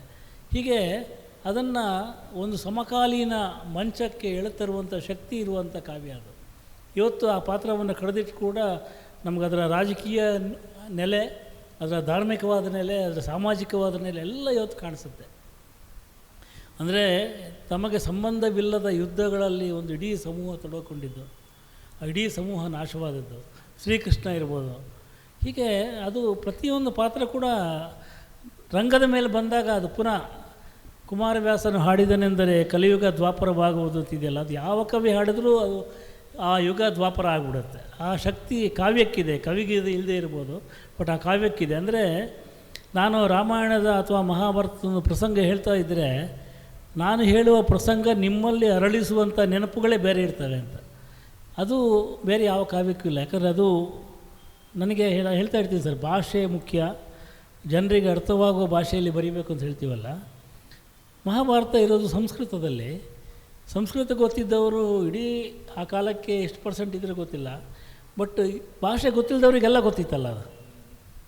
ಸಂಸ್ಕೃತ ಗೊತ್ತಿಲ್ಲದವ್ರಿಗೆಲ್ಲ ಕತೆ ಎಲ್ಲರಿಗೂ ಗೊತ್ತಿದೆ. ನಮ್ಮ ಅಜ್ಜಿ ಗೊತ್ತಿದೆ, ಯಾವುದೋ ಹಳ್ಳಿಯ ಹೆಣ್ಮಗಳಿಗೆ ಗೊತ್ತಿದೆ, ಇನ್ಯಾವುದೋ ಕಟ್ಟಿಗೆ ಹೊಡೆಯೋನಿಗೆ ಗೊತ್ತಿದೆ, ಎಲ್ಲರಿಗೂ ಗೊತ್ತಿದೆ. ಅಂದರೆ ಭಾಷೆಯನ್ನು ಮೀರಿ ಒಂದು ಕೃತಿ ಬೆಳೆಯುವಂಥ ಶಕ್ತಿ ಇರುತ್ತಲ್ಲ, ಅದು ಭಾಳ ಅಪೂರ್ವವಾದದ್ದು ಮಹಾಭಾರತಕ್ಕಿದೆ. ಅದು. ನಮಸ್ತೆ ಸರ್. ನಮಸ್ಕಾರ. ನಾನು ಹಸ್ತಿನಾವತಿಯನ್ನು ಓದಿದ್ದೆ. ಹಸ್ತಿನಾವತಿ ಅಂತ ಹೆಸರು ಕೇಳಿಬಿಟ್ಟೆ, ಏನೋ ಮಹಾಭಾರತದ ಬಗ್ಗೆ ನೀವು ಬರಿತಾ ಇದ್ದೀರಿ ಅಂತ ಅಂದ್ಕೊಂಡು ಓದ್ಲಿಕ್ಕೆ ಸ್ಟಾರ್ಟ್ ಮಾಡಿದೆ. ಅದು ನೋಡಿದ್ರೆ ರಾಜಕೀಯ ತಿರುವುಗಳಿಂದ ಕೂಡಿದ ಒಂದು ಪತ್ತೇದಾರಿ ಕಾದಂಬರಿ ಥರ ನನಗೆ ಅನ್ನಿಸ್ತು ಅರ್ಧದಷ್ಟು ಭಾಗದಲ್ಲಿ. ಅದರೊಳಗೆ ನೀವು ಆದಿಪರ್ವ, ಸಭಾಪರ್ವ, ಹೀಗೆ ಒಂದೊಂದು ಪರ್ವಗಳದ ಹೆಸರನ್ನು ಇಡ್ತಾ ಹೋಗಿದ್ದೀರಿ. ಅದು ಯಾಕೆ ಇಟ್ಟಿದ್ದೀರಿ ಅಂತ ನನ್ನ ಗ್ರಹಕ್ಕೆ ಅಷ್ಟು ಬರಲಿಲ್ಲ, ಅದೊಂದು. ಇನ್ನೊಂದು, ನೀವು ಅಲ್ಲಿ ವ್ಯಾಸ ಅನ್ನೋ ಒಂದು ಕ್ಯಾರೆಕ್ಟ್ರನ್ನು ತರ್ತೀರಿ. ಆ ವ್ಯಾಸ ನಮ್ಮ ದೃಷ್ಟಿಲಿ ವ್ಯಾಸ ಮಹಾಭಾರತವಾದ ಕರ್ತೃವಾಗಿ ನಮಗೆ ಮಹಾ ಒಂದು ಉದಾತ್ತ ಇದು ಇದಿದೆ. ಒಬ್ಬ ಪಾತ್ರವಾಗಿ ಒಂದು ಕೃತಿಕಾರನಾಗಿ ಅಂಥೇಳಿ ಅಂತ. ನೀವು ಅಲ್ಲಿ ವ್ಯಾಸರನ್ನು ಒಬ್ಬ ಕುಡುಕನಾಗಿ ಬಜ್ಜಿ, ಈಗ ನೀವೇ ಏನೋ ಒಂದು ಉದಾಹರಣೆ ಕೊಟ್ಟರೆ ಬಜ್ಜಿ ತಿನ್ನೋದು ಅಲ್ಲೆಲ್ಲೋ ಇದು ಮಾಡ್ಕೊಳ್ಳೋದು ವ್ಯಾಸನಿಂದ ಇಂಥ ಮಾತಾಡಿಸಿದೆ ಅಂತ ನಮಗೆ ಅರ್ಧ ಕಾದಂಬರಿ ಹಾಗೆ ಬಂತು. ಇದಾದ ನಂತರದಲ್ಲಿ ಆ ವ್ಯಾಸ ಕ್ಯಾರೆಕ್ಟ್ರ್ ಬಂದಮೇಲೆ ನಮಗೆ ಒಂಥರ ಗೊಂದಲ ಆದಂಗಾಯಿತು. ಈ ವ್ಯಾಸನಿಗೂ ಈ ಕಾದಂಬರಿಗೂ ಈ ಪಾತ್ರದ ಔಚಿತ್ಯವೇನು ಅಂತ ನಮ್ಗೆ ಗೊತ್ತಾಗಲಿಲ್ಲ ಸರ್. ನನಗೆ ಅದರ ಒಂಚೂರು ಬೇಕು. ನಾನು ಹೇಳಬಾರ್ದು, ಯಾಕಂದರೆ ಒಂದು ಕೃತಿ ನಿಮ್ಮಲ್ಲಿ ಏನನ್ನು ಹುಟ್ಟಿಸುತ್ತೋ ಅದು ನಿಮ್ಮದು ಅಭಿಪ್ರಾಯ, ನಾನು ಹೇಳೋಕ್ಕಾಗಲ್ಲ. ಬಟ್ ನನಗೇನಾಯ್ತಂದರೆ ಪ್ರತಿ ಯುಗದಲ್ಲೂ ಒಂದು ಪಾತ್ರ ಮತ್ತು ಹುಟ್ಟಿದಾಗ ಆ ಯುಗದ ಪಾತ್ರವೇ ಆಗಿಬಿಡುತ್ತೆ ಅಂತ. ನಾವೀಗ ಆ ಮಹಾಭಾರತದ ವ್ಯಾಸನನ್ನು ಇಲ್ಲಿ ಮತ್ತೊಂದು ಸಲ ತಂದರೆ ನಾನು ಬರಿಬೇಕಾದ ಅಗತ್ಯವೇ ಇಲ್ಲ. ಹೀಗಾಗಿ ಹೇಗೆ ಒಂದು ನಾನು ಅಲ್ಲ ವ್ಯಾಸನೇ ಹೆಸರಿಟ್ಟಿದ್ದೆ, ಅದು ಈ ವ್ಯಾಸನ ಹೆಸರನ್ನೇ ಇಟ್ಟಿದ್ದೀನಿ. ಬಟ್ ವ್ಯಾಸ ಈ ಕಾಲದಲ್ಲಿ ಈ ರಾಜಕೀಯದಲ್ಲಿ ಇಲ್ಲಿ ಬಂದಾಗ ವ್ಯಾಸನು ಹಾಗೇ ಆ ಕಾಲದಲ್ಲಿ ಇವತ್ತು ನಾವು ಆ ವ್ಯಾಸನ ಪರಿಶುದ್ಧತೆ ಬಗ್ಗೆ ಹೇಳ್ತೀವಲ್ಲ, ಪರಿಶುದ್ಧತೆ ಅದು ಕೂಡ ಬಹಳ ಕಲ್ಪಿತವಾದ್ದು ಅಂತ. ಆ ಕಾಲದಲ್ಲಿ ಎಲ್ಲವೂ ಬಹಳ ಮುಕ್ತವಾಗಿತ್ತು. ಆ ಕಾಲದಲ್ಲಿ ನೀವು ಹೇಳುವಂಥ ಯಾವುದು ಮಧ್ಯ ಇರಲಿಲ್ಲ ಅಂತಲ್ಲದು, ಅಲ್ಲಿತ್ತು. ಅಲ್ಲಿ ಸೊ ವ್ಯಾಸರು ಅವರನ್ನು ನಾವು ತಪಸ್ವಿಗಳಾಗಿ ನಾವು ಯಾವತ್ತೂ ನೋಡಲೇ ಇಲ್ಲ. ವ್ಯಾಸ ತಪಸ್ವಿ ಆಗಿರಲಿಲ್ಲ, ವ್ಯಾಸ ಕಥೆಗಾರನಾಗಿದ್ದ. ವ್ಯಾಸೋಚ್ಚಿಷ್ಟಂ ಜಗತ್ಸರ್ವಂ ಅಂತೇಳಿ ಈ ರೀತಿಯ ಒಂದು ಜಗತ್ತಿದ್ದ ಹಾಗೆ ವ್ಯಾಸನನ್ನು ತಗೊಂಡಾಗ ವ್ಯಾಸನ ಹುಟ್ಟು, ವ್ಯಾಸ ಮಾಡಿದಂಥ ಕೆಲಸಗಳು, ಸೊ ವ್ಯಾಸ ಕಾಣಿಸ್ಕೊಂಡಂಥ ರೀತಿ ಮಹಾಭಾರತದಲ್ಲಿ, ಆಮೇಲೆ ವ್ಯಾಸ ಆಡಿದಂಥ ಮಾತುಗಳು, ಆ ವ್ಯಾಸ ಭಾರತದಲ್ಲೇ ಬರುವಂಥವರ ಮಾತುಗಳು ನೋಡಿದಾಗ ಅವರ ವ್ಯಕ್ತಿತ್ವವನ್ನು ನಾವು ಬಹುಶಃ ಬಹಳ ಉತ್ಪ್ರೇಕ್ಷೆಯಿಂದ ನೋಡಿದ್ದೀವಿ.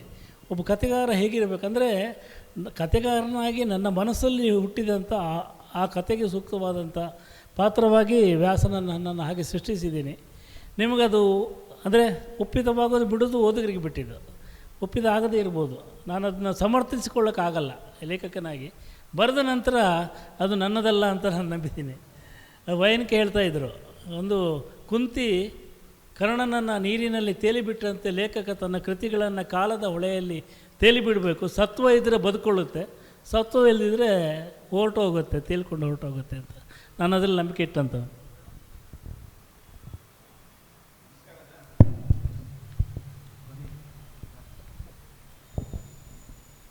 ಪ್ರಶ್ನೆ.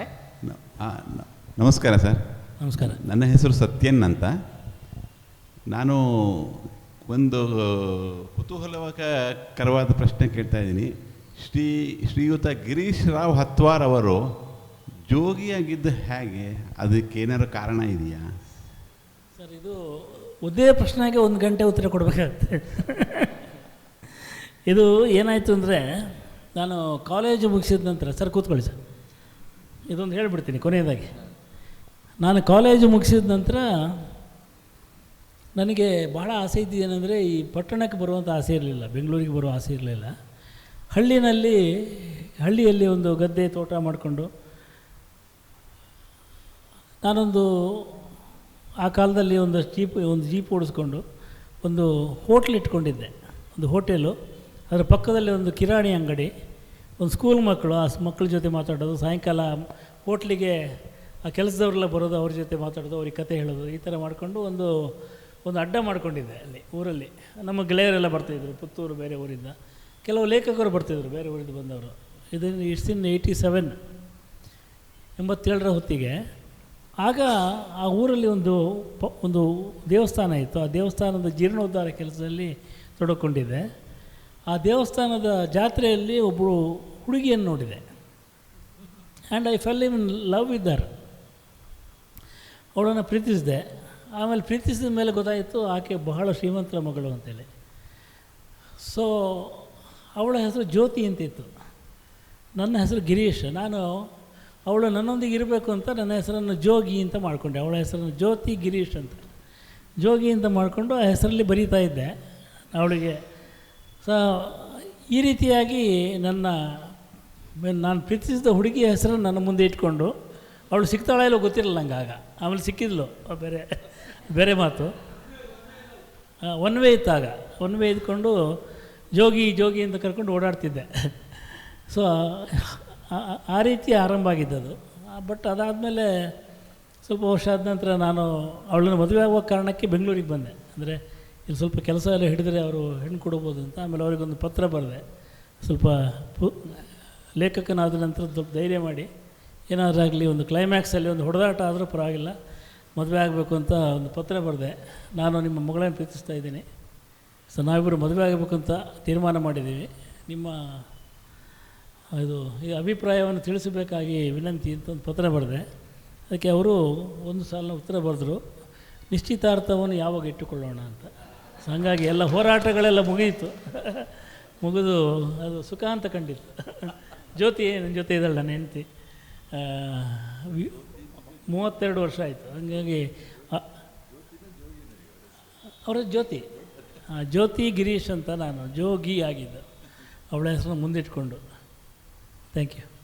ಇನ್ನು ಸಣ್ಣದಾಗಿ ಹೇಳಿದ್ದೀನಿ, ಭಾಳ ಕಥೆ ಇದೆ. ಅದು ಪ್ರೇಮ ಕಥೆಗಳು ಭಾಳ ಸುದೀರ್ಘವಾಗಿರ್ತವೆ.